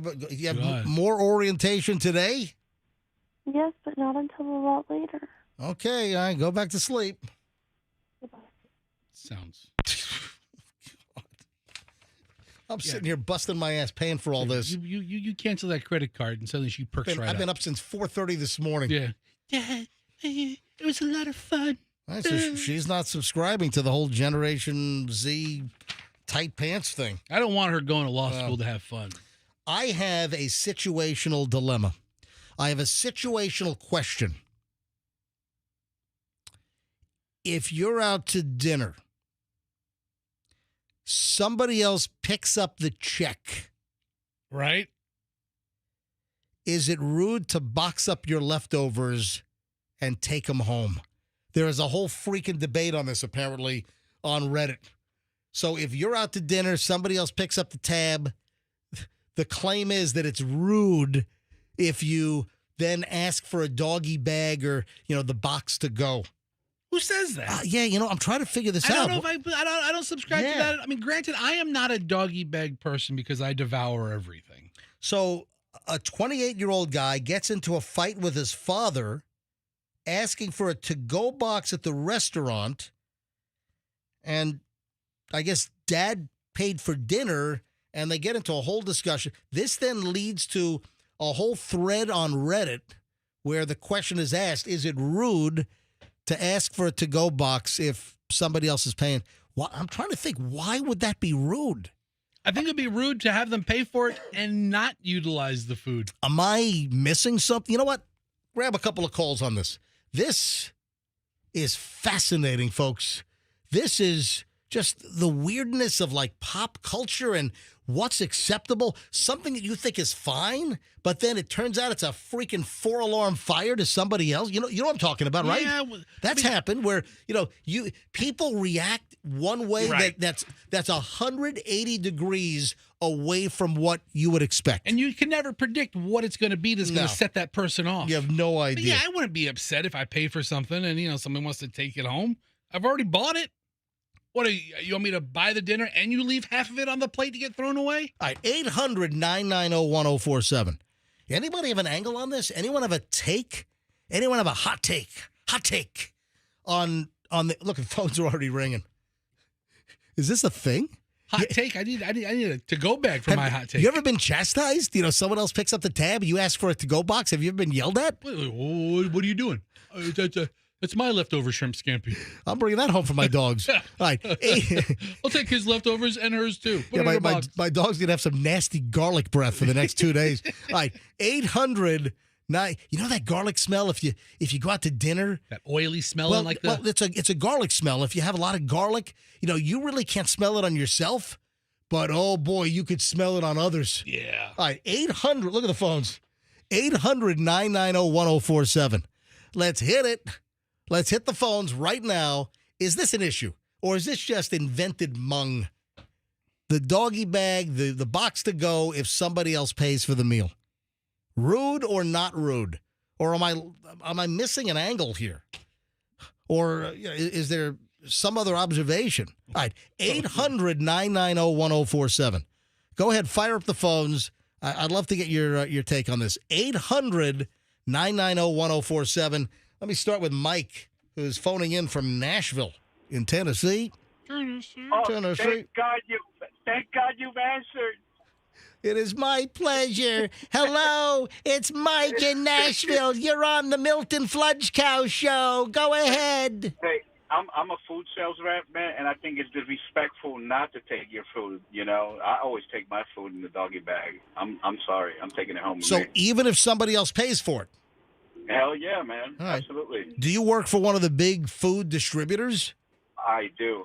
Like Performance or Cheney Brothers or Cisco? I work for Gordon Food Service. That was a pretty. Yeah, that was my next guess was GFS. GFS. Gordon Food Service. Yeah. Yes, sir. All right.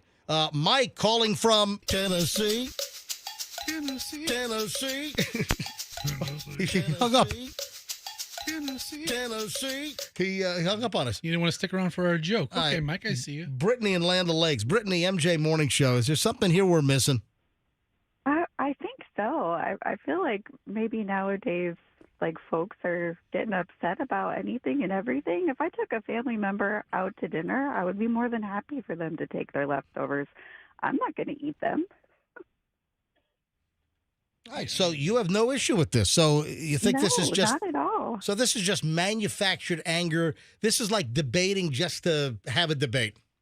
Yeah, I think people are losing generosity of spirit.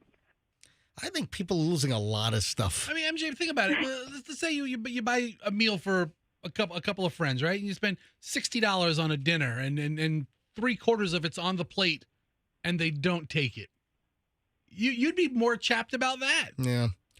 You know, sure. I'm with you, Fester. All right. Yeah, listen, I'm okay with the doggy bag. I'm okay with the box to go. Thank you, Brittany. Appreciate it. James in Wesley Chapel. James, MJ Morning Show. You're up. Hi. Yeah, hey, exactly what Fester just said. If I was the one paying, I'd be more than happy that you're taking it. You're not wasting, the money I just paid for this food. I'd be happy. So, I don't see what the problem is. All right, fair enough, James. Craig in Tarpon. Craig, MJ Morning Show. You're next. Hello. Hey, good morning. How are y'all? We're well. What's the story? Well, I think it would be absolutely rude to not take your food. If I do that a lot. I buy a lot of food for a lot of people, and if they just leave it on the plate, I'd get pissed. So, Craig, why do you buy a lot of food for a lot of people?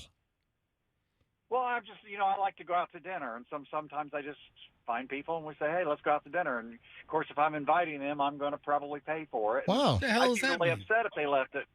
Craig, So, are you like a swinger or something, Craig? That's a food. I like to go out to dinner and I meet people? He's a dinner swinger. He's a food swinger. Yeah, I'm not a swinger this week. So, Craig, where do you take these people out to dinner? Are they like mid-level or expensive, nice places or what? Well, I live in Tarpon Springs right on the Sponge Dock, so we have a lot of Greek restaurants there. So people come and they've never been there, and I'll take them and show them the Sponge Docks. And, of course, we'll go down to Dodecanese and get some moussaka or whatever. Hey, you're not far from Dunedin. Maybe go to the Black Pearl or something. Yeah, Black Pearl's nice. Yeah. Or, hey, you're right up there. Go to Massimo's. Massimo's is right down in Palm Harbor. It is. You want to treat me to dinner? You want to take me to dinner at Massimo's, Craig? Well, let's go. And you'll pick up the tab? Well, I mean, we'll have to see what it is. I got to look at my budget. but- Okay. Listen, look at MJ the dinner swinger getting right in there, Craig. Craig, thanks for the call. One more, and then I got to move on. Jay in Winter Haven. Jay, MJ Morning Show, you're up. Yes, I think it's only rude if, like, the person takes just a couple of bites and decides to have the rest as a doggy bag. Then you're taking advantage of their generosity. But if you have a decent amount, go ahead and take the rest home. Jay, thanks for the call. You know what?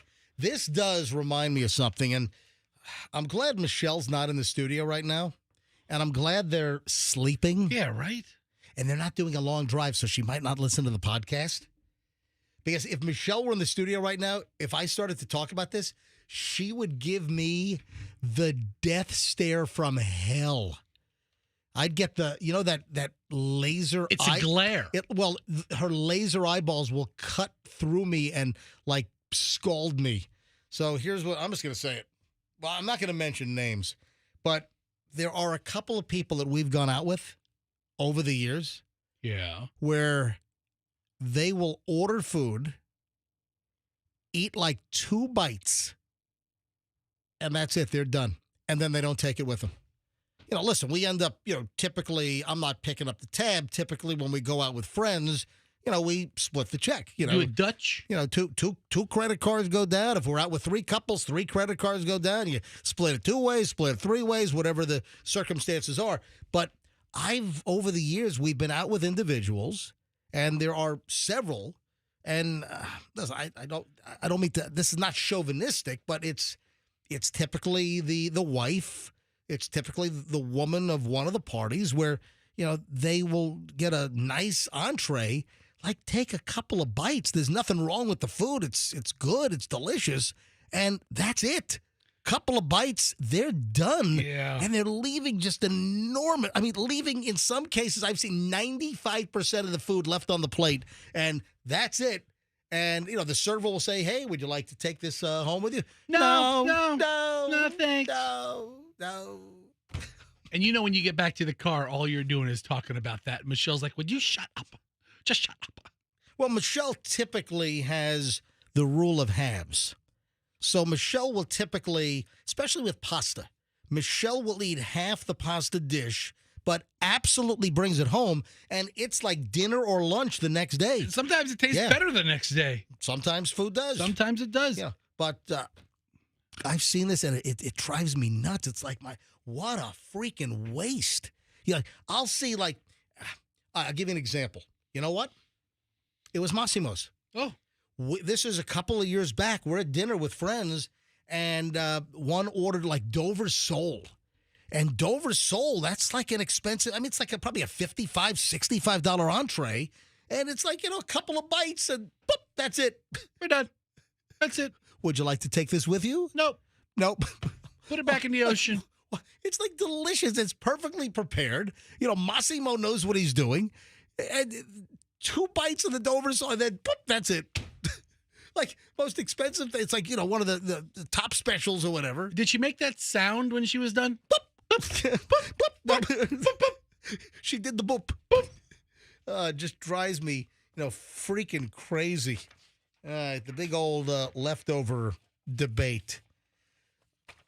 All right, this is scary stuff. I'm guessing some people listening to the show might have been the victim of a deep fake, or this is happening a lot.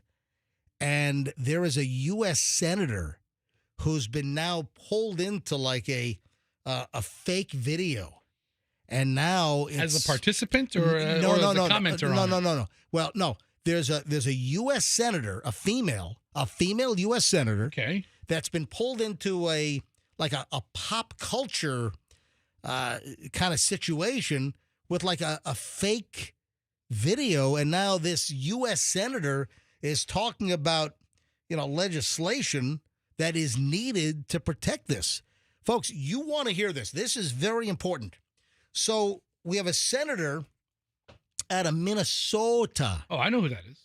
Okay, who is the female senator from Minnesota?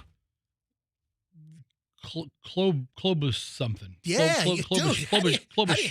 Klobuchar. She ran for president or Yeah. vice. She was in contention to be Biden's vice president. Yeah, how did you know that? Klobuchar. All right, this has nothing to do with Democrat or Republican. Yeah, Amy Klobuchar. Yeah, That's so right. Senator Amy Klobuchar from Minnesota is calling for new legislation. Why? Because of the out-of-control, rampant problem with deep fake videos and pictures online. Of course, this AI-generated stuff. You know, I've talked about this. I'm getting overrun with, like, deep fake AI, like, racist videos. It's unbelievable what's popping up in my Instagram feed. Anyway, back to this.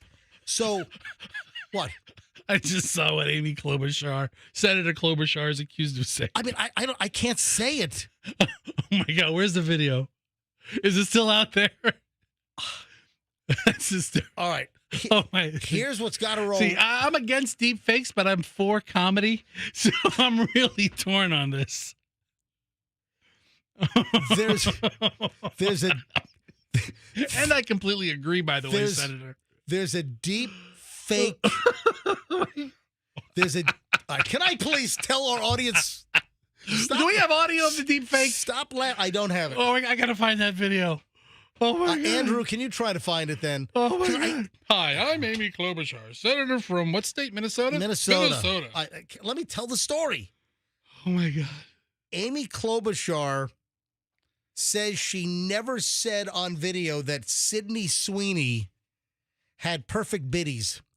Except it wasn't a B. It wasn't a B. It was a T. Obviously commenting on all this American Eagle controversy with the perfect jeans. And her Sydney Sweeney laying there. Her movies, Euphoria on HBO and all that. And listen, Sydney Sweeney's attractive. And she's got an ample bosom. I mean, she's chesty. She's got a nice set. I'm just being honest here. And there's a video going around of Senator Amy Klobuchar saying that Sydney Sweeney had perfect bits. Perfect up front. Perfect biddies. Perfect schnitties. Wow. I can't find the video anywhere. Yeah, I don't know if it's still out, but it existed. And now she wrote, I guess, an opinion piece in the New York Times yesterday to clear the air after the video was like making rounds online, saying that she did not say it. So it appeared that she was speaking at a recent Senate Judiciary Subcommittee hearing, and she's sitting like at the dais, you know, in a Senate hearing, right? And they have her saying, "Oh yeah, it's Sydney Sweeney. She has perfect biddies." I'm like, what? She didn't say that, and now she's talking about we need legislation, you know, for these deep fakes. I'd be like, you know, preach it, Senator. Tell the truth. Yeah, she said in her op-ed, the AI deepfake featured me using the phrase "perfect tease" and lamenting that Democrats were too fat to wear jeans or too ugly to go outside. That's what the AI video has her saying. Oh, man. I think there are plenty of Republicans too fat to wear jeans also, Senator. Yes, it's equal opportunity. Yes. And those libertarians. Bunch of fatty boombalatties. Both sides of the aisle. Man. Do you know what has caught? Andrew, can you find the video? Because I did like Andrew might have found it. Andrew's also screening calls now. Andrew, should I wait? Do you have the video? Do you have the audio or no? No? All right, he's on the phone. Okay. Andrew, Andrew, but now, is there anything I need to be worried about with your phone call? Oh, I'm getting talked at. He says he can't listen to three things at once. Well, it'd be only two. It's me and then and the phone call. That's all right. So, yeah. Now Senator Klobuchar wants to spearhead AI legislation. Well, AI laws to restrict. You know what? Something needs to be done with the deep fakes because they're getting so realistic. We've talked about this for a couple of years now, that there's a concern that a deep fake video could actually start a war. Have you seen the video going around social media where it's like a news report and it says, Today, Canada attacked the United States, and it goes to a reporter, and the reporter says, "This isn't true, Dad. This is a deep fake." And it's like talking to your elderly There's parents. tons of stuff. Talk to your elderly parents who believe every video they see. Dude, there's a guy locally that just got bitten with the pig butchering romance scam. There's a 74-year-old guy from here in the Tampa Bay area, and he thought he was in the middle of a romance, and they were sending like fake videos of a fake woman saying, "Oh, hold on, I think I have it." Yeah, he got taken for a lot of money. I have it right. I've had it for a couple of days.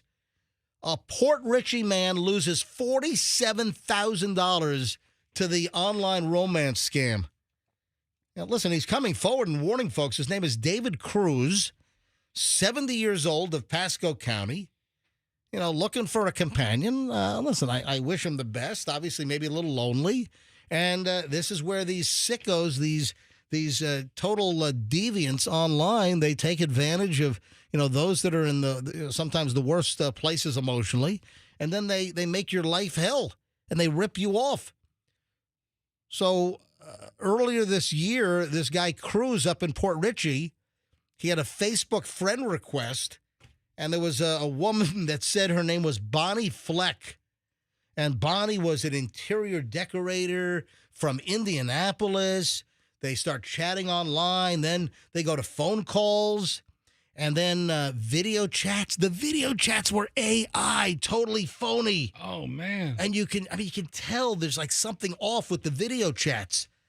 But then she said that she needed money for some paperwork to do a big job in Australia as an interior decorator. The guy ends up sending her $5,000. And then he keeps sending her money, and it ended up that it was $47,000. And he's going to like Bitcoin terminals and sending Bitcoin. I mean, this has all of the This has all of the freaking red flags. Ew. It's called pig butchering. It's the romance scam. And Bonnie Fleck is not an interior decorator from Indianapolis. You got some, Pakistani or Indian dude, sitting in some boiler room, oh, no. in some filthy, squalid conditions, over, in Southeast Asia somewhere. Poor bastard. Look at him. And, he lost $47,000. I think in his case, it was a Nigerian racket. So Okay. listen, you got Eastern Europeans, you got Indians, you have Nigerians, you got a whole bunch of folks. No scruples. They've got absolutely no guardrails, no human decency. They will rip people off and wreck people's lives every day, 24/7, 365. And then, here's one of these guys, locally, Port Richey guy, taken for $47,000. Which, he needed, that's retirement money. So over the last weekend, I guess since like last Friday, maybe for about a week, Yeah. I've gotten 3 or 4 text messages unsolicited. And I get a lot of text messages because we have a lot of, everybody has my number. Well, we give your number out. It's 813-310-8444. Right. And I get a bunch, and some people, text a little more often than others, and that's all cool and all. But I've been getting texts from numbers I've never exchanged with before. And it's like, hey, you're in my contacts. How do I know you? Or, hey, have we met before? And something obviously phishing. I'm getting a lot of those as well. I got one yesterday as well, and I just hit report spam and block. I'm trying to, you know what? I got one yesterday, and it was a text. Hey, do you have a couple of minutes to talk? Who's that? Yes, right. From some area code. Nobody I know. So I get those things. What else have I gotten? I've been trying to save them. Hey, hey, what you doing today? And, you just get these messages, and they're just hoping that, people bite, and then they lure you in. It's a slow process, and then they rip you off. Yeah, I'm getting the same thing. I hit report spam, and it takes it out of my text string. So, hang on a second. That's how these phishing scams start. I replied back. They start a conversation. Julian just sent me the Klobuchar audio from X, but I can't play it. Well, you know what? It's just one word, right? Yeah, she's not cursing up a storm. Well, we'll bleep it. Hang on a sec. Let me send this to Andrew. Let me forward this to Andrew. Thank you, Oh, Julian. hold on. Andrew already pulled it. Hang on, page 23. Let me go to my daily audio page. So this is fake Senator Klobuchar talking about Cindy Sweeney's upfront biddies. Yes. Yeah. All right. Look, all we're saying is. Andrew, you did bleep the T word, right? Because that's you can't say the T word according to the FCC. It's really weird agency. All right, here we go. Look, all we're saying is that we want representation. Okay, if Republicans are going to have beautiful girls with perfect in their ads, we want ads for Democrats too. You know, we want ugly fat bitches wearing pink wigs and long ass fake nails, being loud and twerking on top of a cop car at a Waffle House because they didn't get extra ketchup. You know, just because we're the party of ugly people doesn't mean we can't be featured in ads, okay? And I know most of us are too fat to wear jeans or too ugly to go outside, but we want representation. Oh my God, totally fake. That's so much It's worse. totally fake. But where's the Sydney Sweeney part? Well, I said if Republicans can have women, I don't think she's. She did. Apparently, there was a point where she actually mentioned Sydney Sweeney. Oh my! I just read the headline of what the deep fake said. To actually hear it, it is so much worse. Hey, let me send Julian a text back. Hey, Julian, in what you just sent me, does that audio mention Sydney Sweeney? Question mark. All right, just sending Julian a text. Yeah, because that was part of the story, that she did not say that Sydney Sweeney had perfect, bleepies. Yeah, Julian's audio is the same as what Andrew just it is? played. Yeah, I'm listening to it off. All right. So, but the story actually says, hey, are you playing? I was playing it off my phone. Yeah, but when there are she gonna be said she words. wants ugly fat bitches twerking with pink hair at Waffle Houses, if she actually said that in real life, she would have my vote forever. you would change parties? First of all, Oh man! Hey, are you aware? I certainly respect the senator, but she would have my vote. I would donate money to her campaign. I'm moving along. Are you aware of what people are up in arms with at Costco? Oh, okay. Thank you for qualifying it. People are up in arms about a lot of things. This is like the biggest thing. Now, we talked about this. What, are they raising the price of the hot dog? No. Hang on. No, they're sticking with that. But it's kind of hot dog related in that there's a massive debate, and we mentioned this a couple of months ago, that Costco was switching from Pepsi products to Coke. Yeah, that's a big shift. And now this has got, some people are, I like Coke better. Then you got the Pepsi fans are like, they're apoplectic, because they like Pepsi. Listen, both drinks, whether you like Pepsi or Coke, and, people do have a preference. For me, I'm probably a little bit more a Coke guy, but I mean, Pepsi's fine. I don't drink a lot of soft drinks. You're not a connoisseur of the I don't fizzy beverages. I am. I certainly know a good fizzy beverage. I just don't drink a lot of sodas. But there's nothing wrong with Pepsi. Pepsi's a nice drink. For me, maybe I lean toward Coke, but I'm fine with a Pepsi. But I don't know if I would put up a stink and, call it like the end of the world. The food court at Costco is making the switch to Coke products from Pepsi. Have you ever seen people just get totally bent out of shape if it's not Coke or Pepsi? I have. I've seen it in a restaurant. You'll order a Coke, and they'll say, "Oh, sir, we have Pepsi." And they'll be like, "What? Are you kidding me?" So judgmental. Oh, you know what? Just give me water then. Listen, you have your fans. You have folks that only want Pepsi. You have fans that only want Coke. But no, I've seen that. I've seen people like, get into a huff. And I don't, you know what? You don't have Coke or you don't have Pepsi. Fine. I don't want any of it. Let's leave this hole. Sir, we have RC. Again, we have RC on tap. I would go to that place. Yeah, but the whole debate, I mean, the viral videos, and people are shooting videos in the food court at Costco as they're making the change. And then some of the Costcos, they have the new Coke machines, but the signage above the counter still says Pepsi. Yeah, it's going to take a couple days to get all the signage right. Well, I think this is it's like a multi-month switchover, and I think that all the Costcos are supposed to be moved to Coke from Pepsi by, I think, the end of the year or by fall. But this is like a huge debate now. I mean, I think there are probably more important things for people to worry about, instead of, the Costco switching from, Pepsi to Coke. But also, you know what? If you look at the name, it is Costco, and I guess you can call it Costco. Pepsi, that doesn't work, but Costco, right?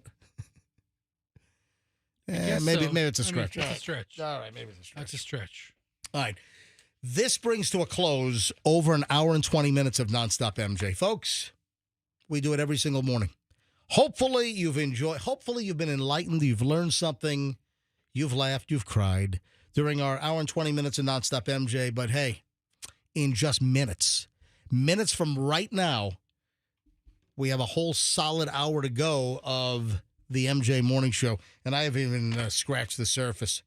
Man, did you see the California story? Oh, yeah, California. Well, hold on a minute. I don't know what you're talking about. Those damn Ring cameras, man. No, what happened in California? You know what? I can't kill my wife and drag her body out in a tarp. Yeah, those damn Ring cameras, man. Yeah. Son of a... there's a terrible story out of... No, listen. There's a terrible story out of California. Also, people are making a stink. The whole Publix cake deal. We'll get into that coming up. And a new Stephen King, adaptation is going to hit the screens in the theaters, and folks are saying that it is amazing. So what's this new Stephen King thing coming out in the theaters? And then you got the pickleball problem in Hillsborough County. We got a lot of stuff. Yeah, we are loaded next. Don't move here on the MJ Morning Show on Q105, 104.7 FM. If you're looking for an amazing automotive deal, run, don't walk to Veterans Ford. So this month, during August, there are some amazing financing offers. Most models at Veterans Ford right now have rebates up to $10,000 and 0% financing. So 0% financing on most models right now at Veterans Ford. And then this lease deal is blowing the doors out. We had Lorenzo on, who's the general manager and managing partner of Veterans Ford. We had him on a couple of days ago. And last weekend, they sold like 4 of the F-150 XLT all-electric Lightning pickup trucks, after people heard about this deal on the MJ Morning Show. This is incredible. This is a brand new, fully loaded F-150 XLT Lightning extended range battery, $499 a month lease with 0 down. You want to talk about a real sign and drive? Boom, right there. Folks, go to Veterans Ford. Tell them you want the MJ deal. Tell them you want that lease deal or 0% financing. Go to Veterans Ford. Tell them that MJ sent you. Get the MJ deal. Veterans Ford at Linebaugh and the Veterans Expressway. Again, tell them that MJ sent you. My friends at Banco Doors are there for you, like 24/7. If you have a garage door problem, you need service, just go right to Banco. Don't mess around. I'm telling you right now. If you have a garage door, you're going to have an issue at some point. The number one service call is the broken spring. So if your spring breaks, you call Banco, you say, hey, the MJ Morning Show sent me, you'll get 10% off. You want the best garage door service in town, it's got to be Banco. Bank on Banco, bank on the best. If you want a new garage door, you want to up the curb appeal. Maybe, one of the kids drove through it. Maybe it's all dented up. Maybe the HOA is giving you a hard time. So get a brand new Clopay garage door, all kinds of styles, and you'll get unbelievable installation and a quality Clopay product from Banco. What about a new opener? Get a LiftMaster. Get one of the state-of-the-art LiftMasters that have the video camera built in, the 360 light ring. I think my lights are on in my garage. I'm like, nope, that's just the garage door opener. That's how good the lights are now on these LiftMasters. So, hey, app-based, you can see if your garage door is open or closed. If you left it open, you can close it on your phone from the other side of the planet.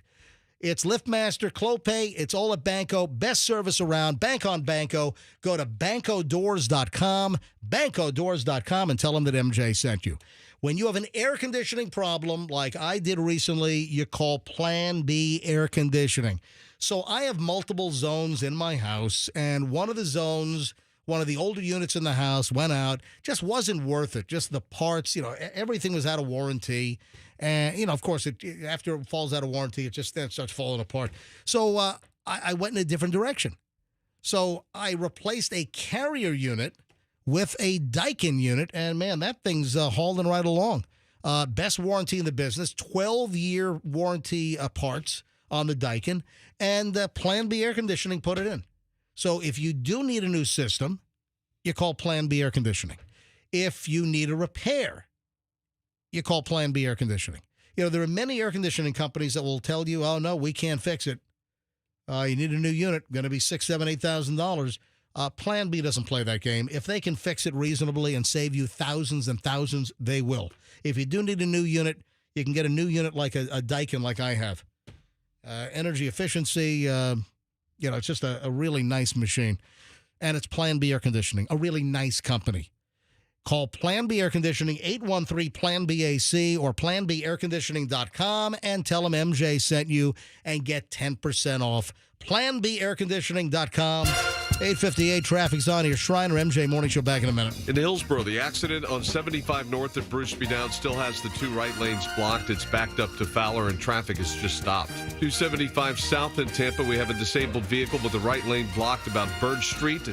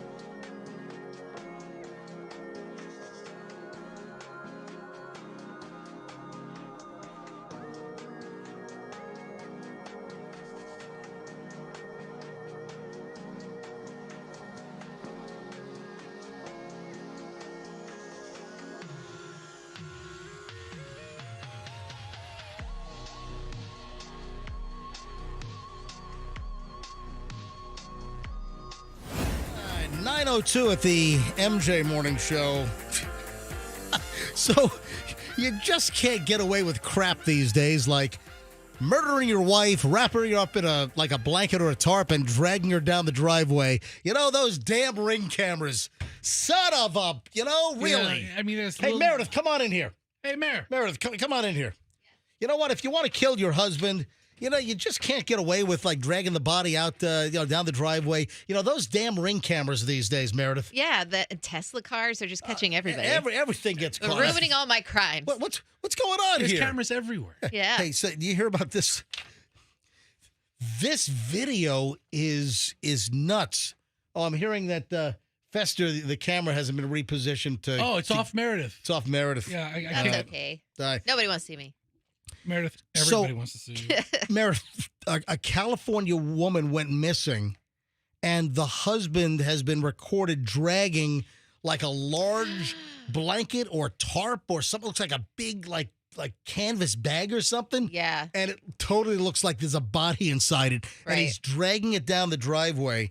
It's a developing homicide investigation out in L.A. Missing woman's husband seen on video dragging a large wrapped object away from the home a day after the woman's body was found dumped in a similar position. August 12th, the L.A. County Sheriff's Department responded to an apartment complex, right, to take a missing person report following the disappearance of a 33-year-old woman.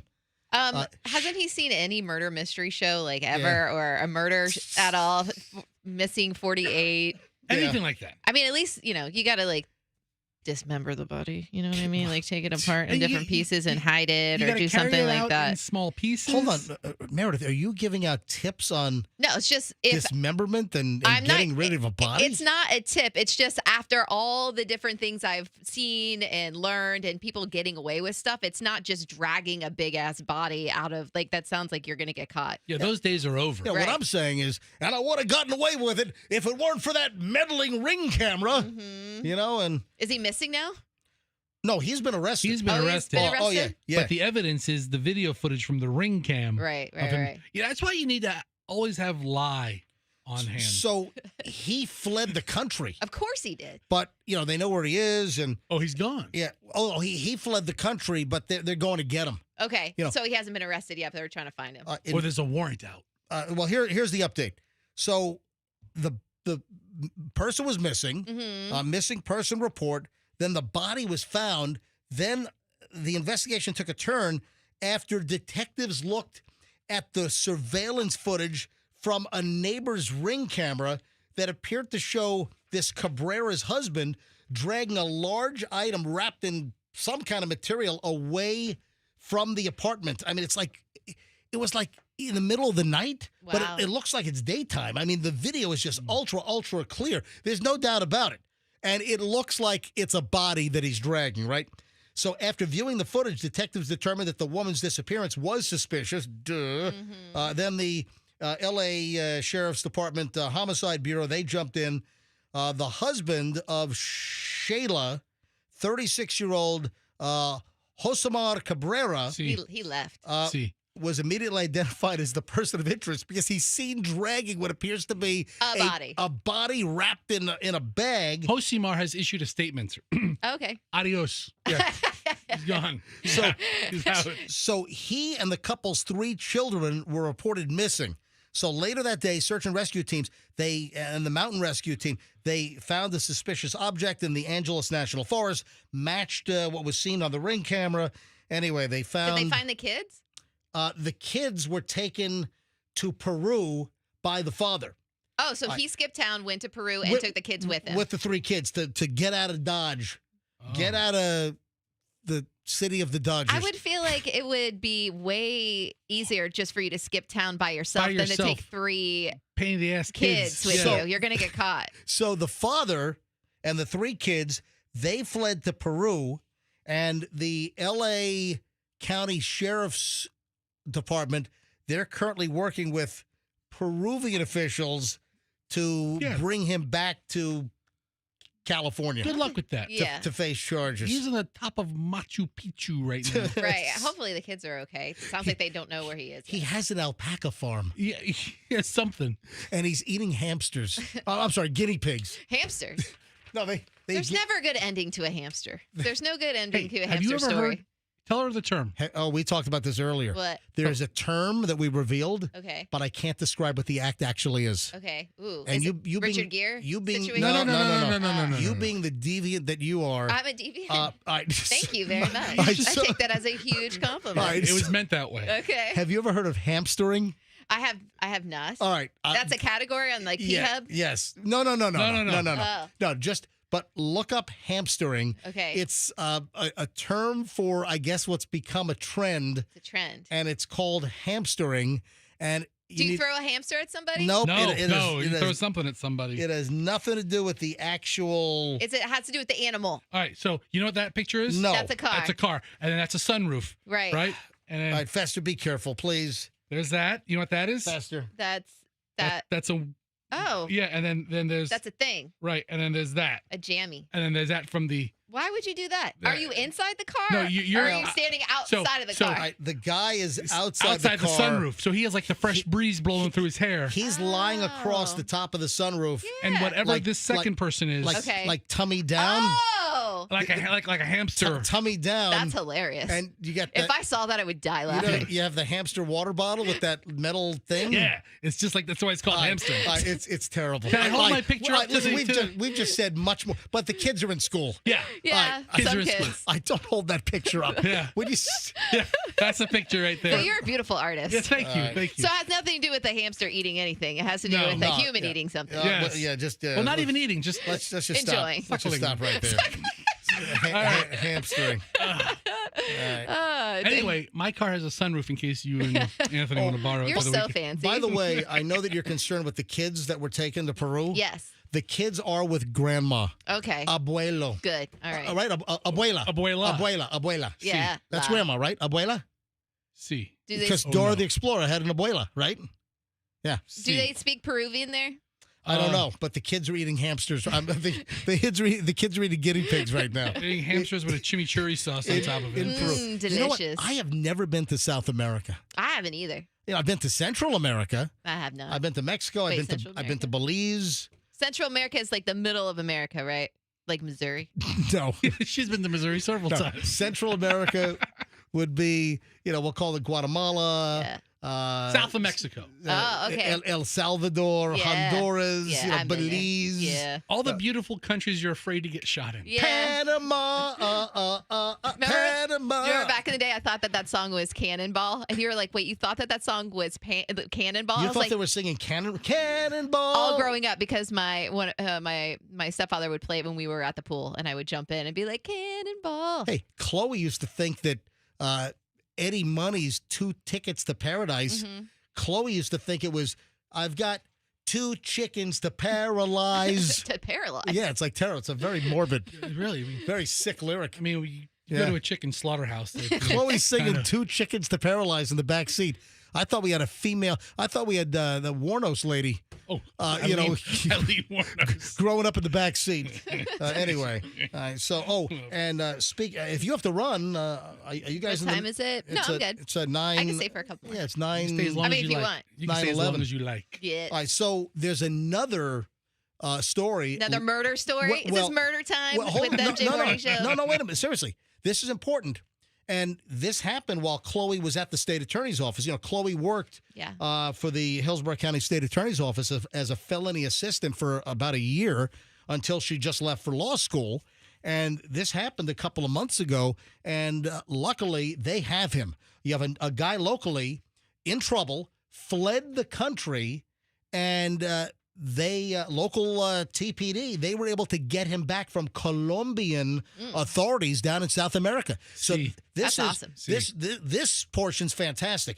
So what happened was there was a guy that was charged with 2 counts of DUI manslaughter. Ooh. And this was on the Courtney Campbell Causeway. So this is, I think, back in 2022. The individual, his name was Joshua Rolofs. He took off. Right? And so he got into an accident on the Courtney Campbell Causeway. 2 people died, DUI manslaughter, and he was set to go to trial like a couple of months ago. It might have been May or June, and he was set to go to trial. And they're waiting in court for him to show up. Never showed up. Wow. The guy fled the country and went to Colombia. Mm-hmm. And the good news is, and, in the office, Chloe was a felony assistant, and, Chloe felt so bad for the prosecution team. They had the whole case ready to go, and the guy the lawyer was waiting in court, apparently, for his client to show up to face the DUI. And he just tried to leave. And he did leave. He did leave. He's in Colombia. He fled the country. Wow. He left and went to Colombia, and the update on that story is TPD has him now. So on August 11th, U.S. Marshals Task Force provided intelligence to Colombian authorities that pinpointed Roloff's exact location at the Finca Rivendell Paradise Girardota Hotel in Antioquia in Colombia. See. So our feds, U.S. Marshals, said exactly where he was. Colombian officials cooperated. They took him into custody. And then on Tuesday, Colombian law enforcement got on a plane with him and brought him back to Miami International Airport. And then Tampa PD had their fugitive apprehension team down in Miami, and then they brought him back up. And right now he's in the Orient Road jail. No bond. They're not letting him go. And now he's going to ultimately face trial. They thought they lost him. I mean, the Hillsborough County State Attorney's Office all ready to go. And then this guy just flees the country. And what a great story that they were able to get him back. And now he's going to face trial for DUI manslaughter. Do you think he used his credit card at the hotel and that's how he got caught? Yeah, how'd they catch him? They pinpointed that exactly. I bet you he's a dumbass, and he, instead of using cash like you're supposed to. See. Look, Meredith, you're giving out tips for fugitives. Well, listen, that's what you do. That's why you stuff cash under the mattress. Meredith, first Meredith gave us tips on how to dismember a body. Well, it wasn't a tip on how to. That you should. If you're going to dispose of a body, I mean, the whole body, dragging it outside in just a big bin or a big bag is not a good look. Boy. All right. Meredith, hey, hang out if you can. I have to go do a couple of things, but thank you, gentlemen. It was lovely coming in here with you guys. What do you have to do? What are you going to go eat wrap snacks or something? Come on. No. I have to go do things behind the scenes. She's got to go do things. I'm a magician. We'll be right back. Have a nice day, Meredith.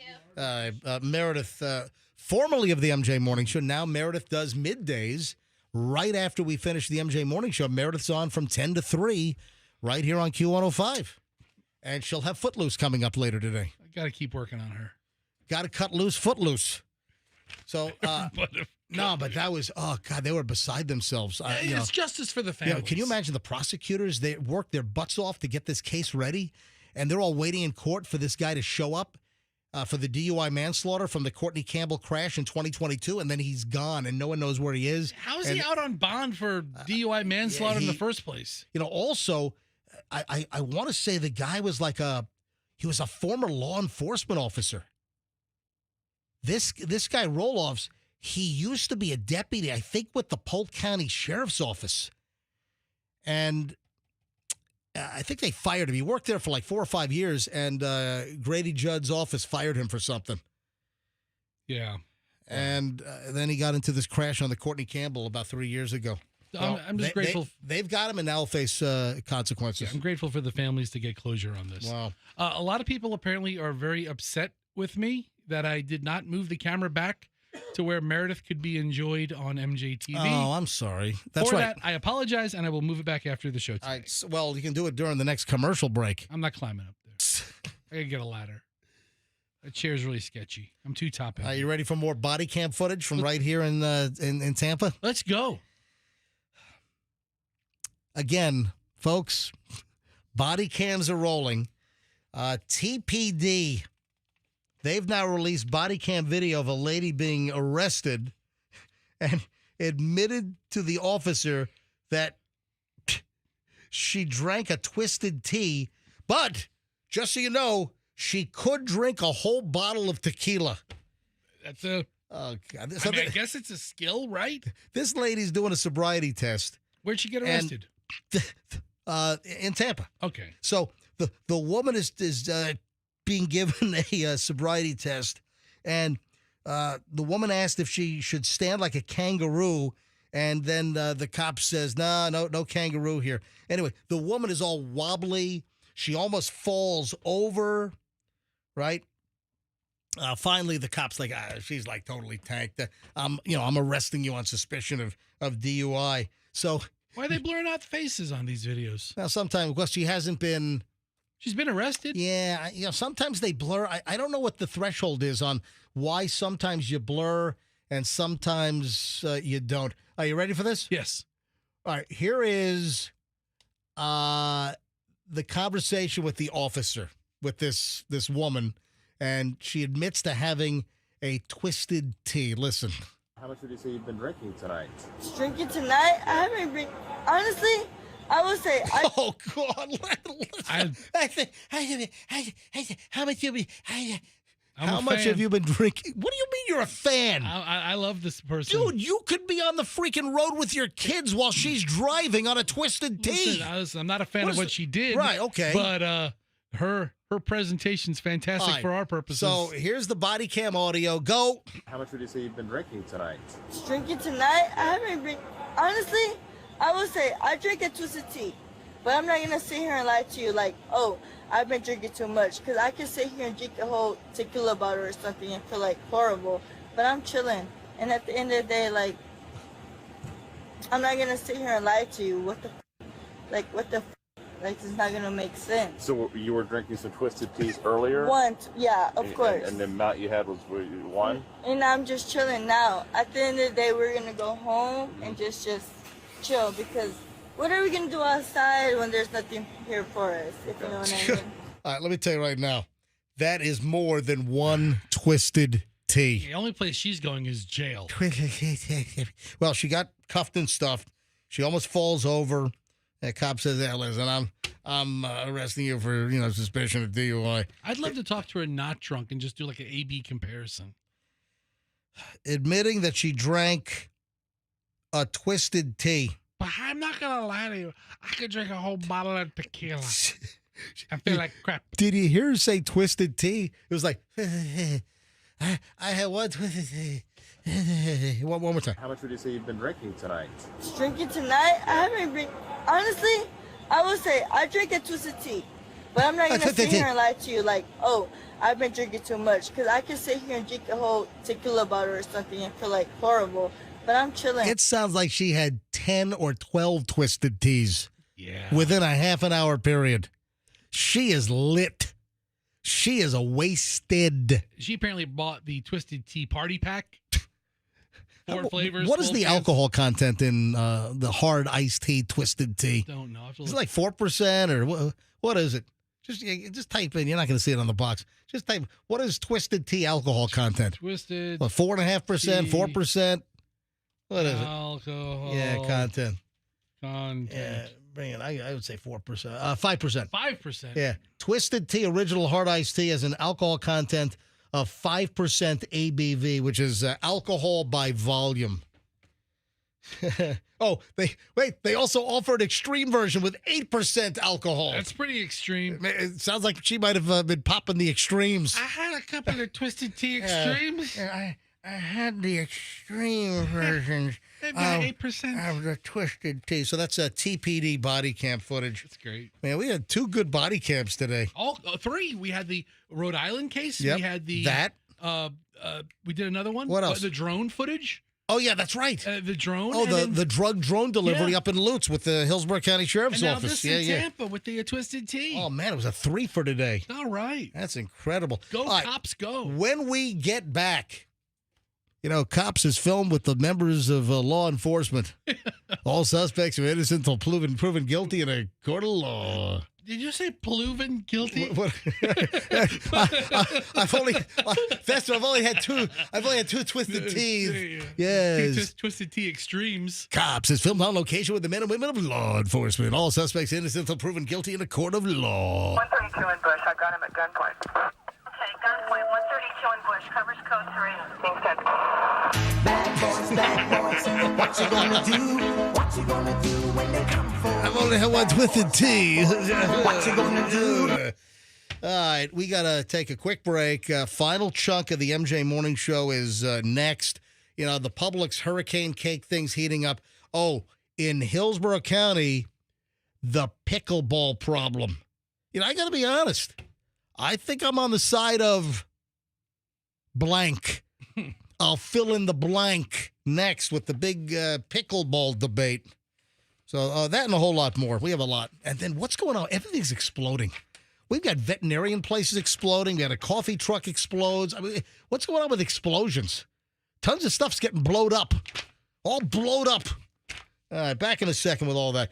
Hey, I want to make it crystal clear, folks, that you now have an option to buy, lease, and get your Genesis vehicle serviced in the Tampa Bay area. Why? Because Genesis of Tampa is now open. Yeah, you don't have to go to Pinellas if you're in Hillsborough. If you would like to have an option to shop for price, to buy, to lease, have a different service option. Genesis of Tampa has just opened up at 275 and Bierce.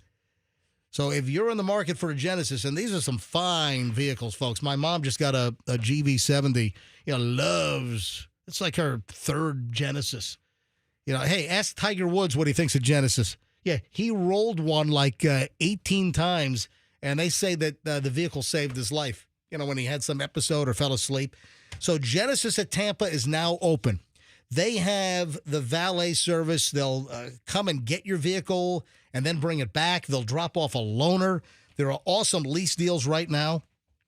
Lease a 2025 Genesis G80, $399 a month, $62.49 due at signing.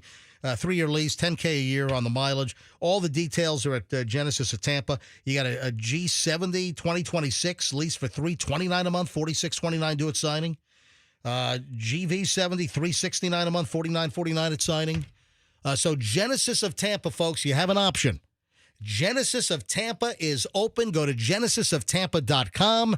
They're at 275 and Bierce, and tell them that MJ sent you. What about your roof? Oh, man, we got deluged. Man, I tell you, we got hammered. In South Tampa, you know, in my area, we got pounded on, not yesterday, day before. So what was that, on Tuesday? Yeah, we probably had 4 inches of rain in like half an hour. It was insane. If you develop a roof leak, or if suddenly, you know, you do have a leak, you know, maybe you do need a new roof, who do you call? You call Westfall Roofing. So who do I use at my house? I use Westfall. Westfallroofing.com. Been around since 1989. They're the premier roofing company in town. They've got the best crews, the best training. They use the best materials. You know, you don't want to mess with your roof. I mean, that is a very important portion of your house, man. You know, all the important stuff is under what? Under your roof. So a repair, or if you need a new roof, call Westfall and tell them MJ sent you. That's important. Call westfallroofing.com and tell them that MJ sent you. Traffic's on 925. MJ Morning Show back in mere minutes. Don't move. In Hillsborough, still.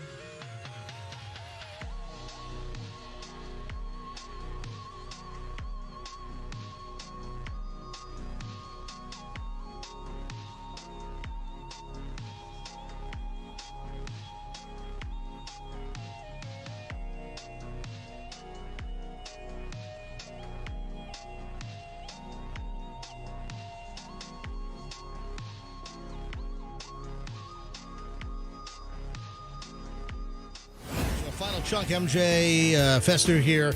I am going to maybe shut things down a few minutes early because I got to get across the bridge, pick up Julian, because Julian is flying to the city, flying to Manhattan, because he's got a, you know what, school doesn't start until like after Labor Day. But Julian... Why is he going up so early? Because he always volunteers for the freshman move-ins. Oh, then he gets to move in early too, Yeah, right? I think that's the deal. Yeah, Okay. Yeah. Hey, so he gets to move in, and he generally is with a bunch of roommates. Like I think last year they had 5 roommates in a big kind of a NYU dorm. Is he with that one weird guy again? No. Wasn't there one guy that had like issues? Yeah, I think they threw him out. Is he with the same group of roommates except for the... That's a good... Hang on a minute. Stinky guy? Was he stinky or just quirky? Let me call Julie and make sure he's all packed. So I'm going to leave a little early because typically now I usually push the show to like 9:52. Yeah, you're pushing everything. I generally push the show to like 9:52. I think I'm going to end it maybe 9:45 today, 9:46. Yeah, is he not picking up? Maybe he's in the shower. Hey, yep. Oh, hey. Why was that? Oh, yeah. So Fester wanted to know, do you have the same roommates for your junior year at NYU? We've downsized to just 4 of us, and I'm moving with my same roommate from last year, and then another person that was our suite mate last year, and then we have a new person, but he's in film with us. And because last year you had some oddball that didn't he throw all your forks? Didn't the guy throw all your forks and knives away or something? Yes, he did. It was, he thought we were all leaving after winter break. And so, keep in mind that there's a big, 55-inch TV. There's a PlayStation 5, all of our... All right, so you had a bad roommate. So you had a bunch of your roommates, 3 of the roommates, you guys were all friends, and then the other guy was he was a... he was a A rando. rando. That's right. Yeah. So we had 2 doubles and 1 single. The random was in the single. All right, and he was a pain in the ass, right? He turned out to be a nightmare, right? A pain in the butt, yes. All right, what were the worst things that he did? All right, well, he threw out all of our plates and silverware and dishes. Right. After winter break. That makes sense. Oh yeah, because none of Julian's friends and Julian, they're coming back after winter break. Now they're just walking out of NYU mid-semester. Did he have the apartment to himself for 3 weeks? Or a month? I believe so, yeah. What else did he do besides throwing out plates and dishes and silverware?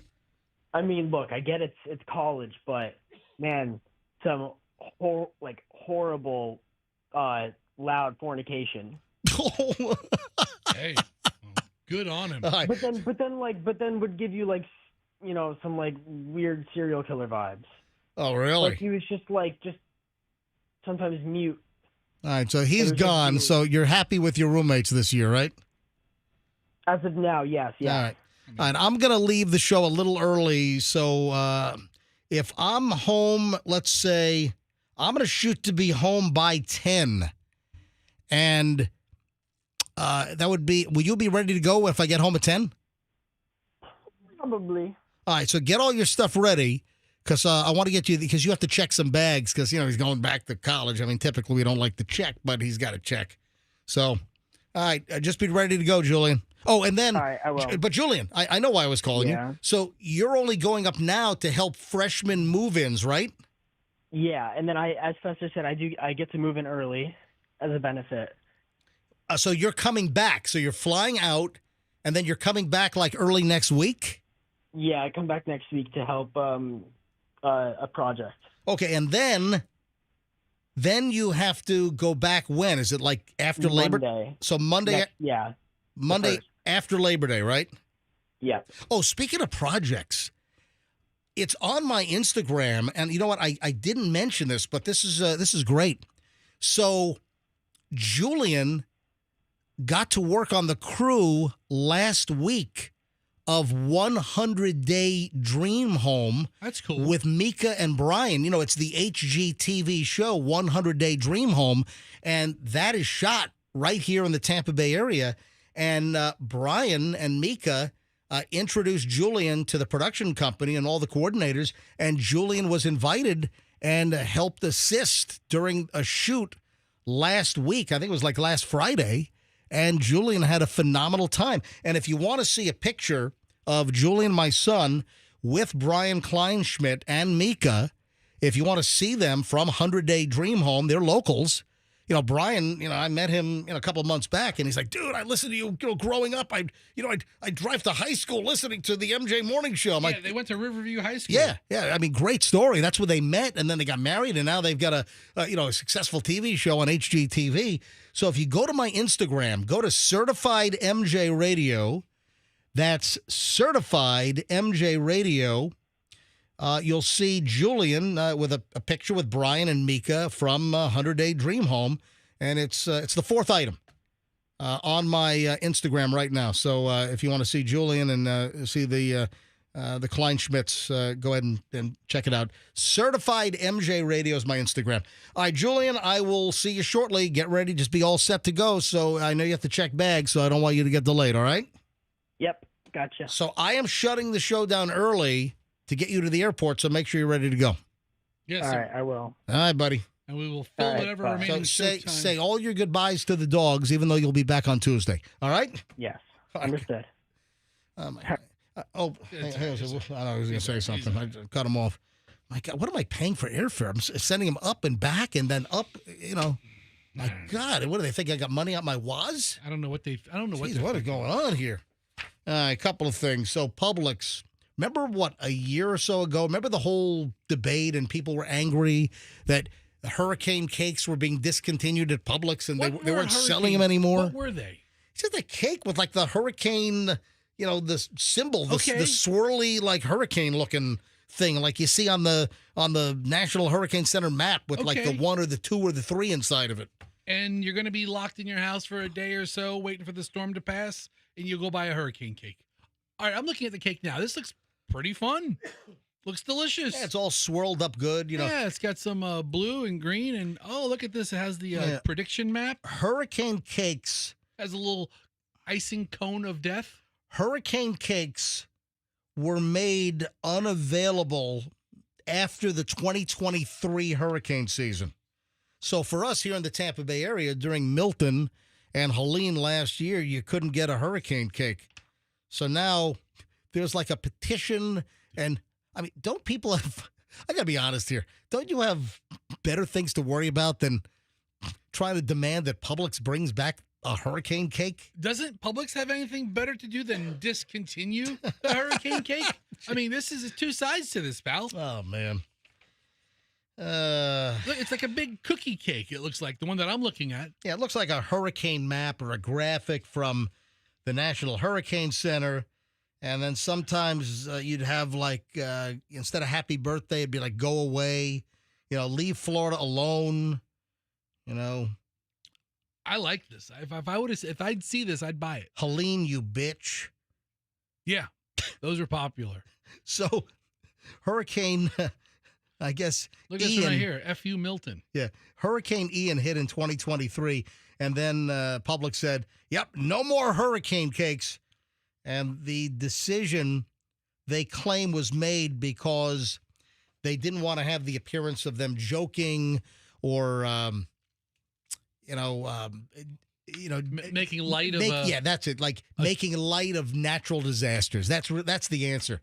So, but now people are trying to petition Publix. People are calling for the return of the hurricane cake. So the petition now, I guess, is looking for 35,000 signatures. As of Tuesday, there were 29,000 signatures on the petition to bring back the hurricane cake at Publix. I'd buy it. Look at $10.99. It's a big cookie with a lot of icing on it. I'm a fan. Hey, heads up for the fake Labubu's out there. What are those? Those are the stupid dolls. The Chinese, Pop Mart Labubu's. Hey, Labubu, let's buy some junk from Temu. Hey, la boo boo. Hey, hey, hey. Actually, on Temu, you'll get the fakes. And there's a whole warning. No, seriously. They're called lafufus. Seriously. Lafufus, yeah, the so fake labubu? Labubu is the real one, but the fakes are called lafufus, and now there are warnings out from the U.S. Consumer Product Safety Commission. So parents, grandparents, make sure you buy a real labubu. Don't buy a lafufu, because they're going to potentially kill your kid or grandkid. That's the last thing you want. Yeah. Because like the materials are dangerous, stuff's falling off, like eyeballs and little parts. It could be choking hazards. Hey, Yogi, I'll choke a kid. Yogi, I'm going to kill the park ranger. I can't do a boo-boo. No. Hey, boo-boo. Hey, Yogi. Hey, Yogi. Yeah, that's pretty good. Hey, boo-boo. Hey, let's get some picnic baskets. Hey, Yogi. Kids can choke on my eyes, Yogi. Yeah, labubus. Man, these things get expensive, too. Are they? Yeah, but there are knockoffs. These are the little plush dolls, and there's a choking hazard to young kids, according to the Consumer Product Safety Commission. So this week, they said that the fake labubus called lafufus can break apart easily, releasing small pieces that can become choking hazards. Oh, no. So they've seized thousands of dangerous knockoffs that violate federal regulations. You know what's interesting? Here you've got a Chinese company, and they're getting knocked off by other Chinese companies. You know, typically, you got Chinese fraudsters that rip off, American products or other, European products, and they come up with fakes. Here you got Chinese on Chinese here, because they're making this stuff, and then they're also getting knocked off. Like probably 2 blocks down from some factory in Guangdong, or whatever. They're all right. So heads up, working together. And Pop Mart stock, that's the parent company of Labubu. Pop Mart stock was up 12%.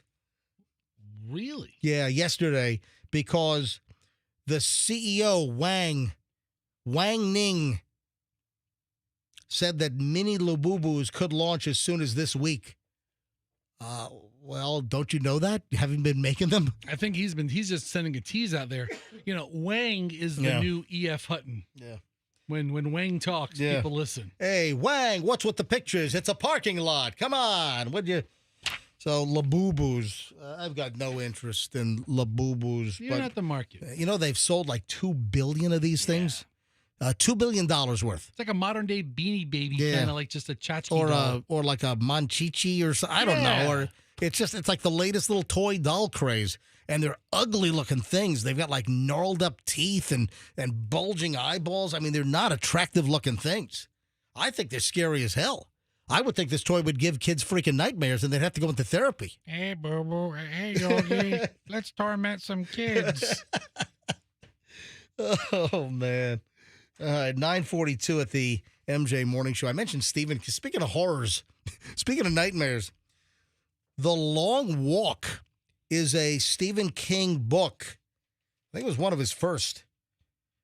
Based on, Stephen King's 1979 novel, The Long Walk chronicles an annual state-sponsored contest where 50 teenage boys set out to march, where a contestant is shot if they fall below 3 miles per hour. Oh, no. And they walk until just one boy is left. Sounds like Hunger Games a little bit. But King wrote the book in high school. So I think it might have been it was his first work ever. And it didn't get released until 1979, after he'd become established, like with The Shining and everything. But the word is that the new movie adaptation of The Long Walk, it's supposed to be tremendous. They're saying it's one of the most powerful Stephen King adaptations in years. Supposed to come out in September 12th. And, the other thing is he didn't write the book under Stephen King. So the book in 1979 came out under the pen name Richard Bachman. Oh. Yeah. And then... so is Stephen King his name or not his name? No, Stephen King's his real name, but he went by a pen name. He did a pen name for that particular book when it came out, when Stephen King had already been established. I don't know why they did that. But the movie adaptation of The Long Walk is supposed to be the early reviews and critics, and I guess we'll see if the hype is real or if there's just some early no-name critics that are making noise. But there's a buzz that it's supposed to be very, very good. Then we have the pickleball situation in Hillsborough County. And yesterday morning, the Hillsborough County Commissioners, they debated 2 ordinances regarding pickleball and, of course, the activity and the noise after a lawsuit has been filed in Apollo Beach. So it turns out that residents in the Andalucia, is that how you say it, community, they're suing their HOA after notice that the clay tennis courts were going to be renovated to pickleball courts. And this was within very close proximity to existing homes. And the complaint is that the pickleball makes a hell of a lot more noise than a regular tennis game or people knocking around a tennis ball. So you've got residents that are saying, no, not in my backyard. I don't want that noisy pickleball crap. No freaking way.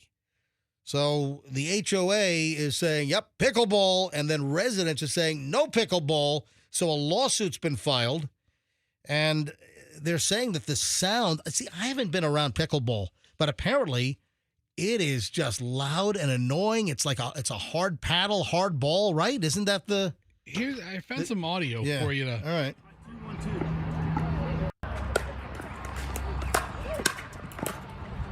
Oh, yeah. Yeah, it's more of that constant it's like more of a slam on wood sound than like a tennis racket. Here's one of the so listen to the story. This is from Channel 8. It's going to ruin everything we signed up for, according to Robert Davi, and I guess he's an actor and a resident in this community in Apollo Beach. He said it's going to ruin everything we signed up for. The sound is like a pneumatic nail gun on a roof. Yeah, it goes on and on and on. So imagine a roofing contractor next to your house hitting that nail gun 100,000 times a day for 12 hours. Commissioners unanimously approved the first ordinance directing county staff to study numerous lawsuits across the county filed between HOAs and residents over pickleball noise.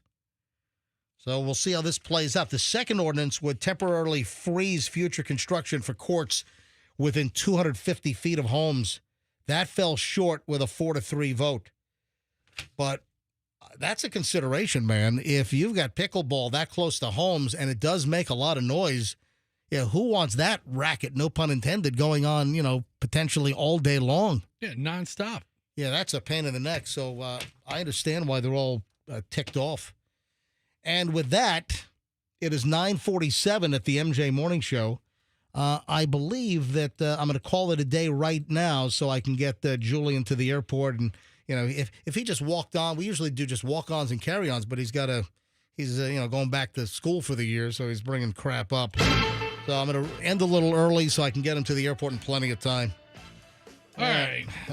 With that, anything else, Fester, before I get out of here? That's all right, folks, my email is mj@mjmorningshow.com. If you need to send me an email, that's my private personal email, mj@mjmorningshow.com.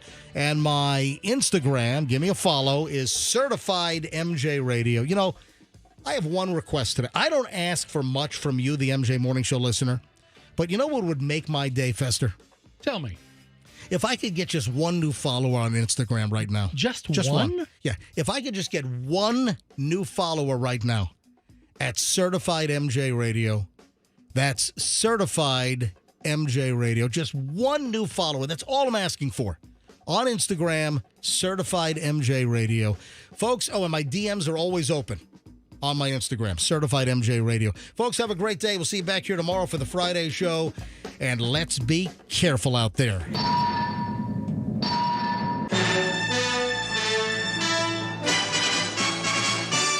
The Q105 app is your connection to all the big contests. Powered by Anajar and Levine, accident attorneys. Call 1-800-747-FREE. That's 1-800-747-3733. You finally made it to paradise. Princess Cruises gives you that stretch out, forget what day it is kind of vacation.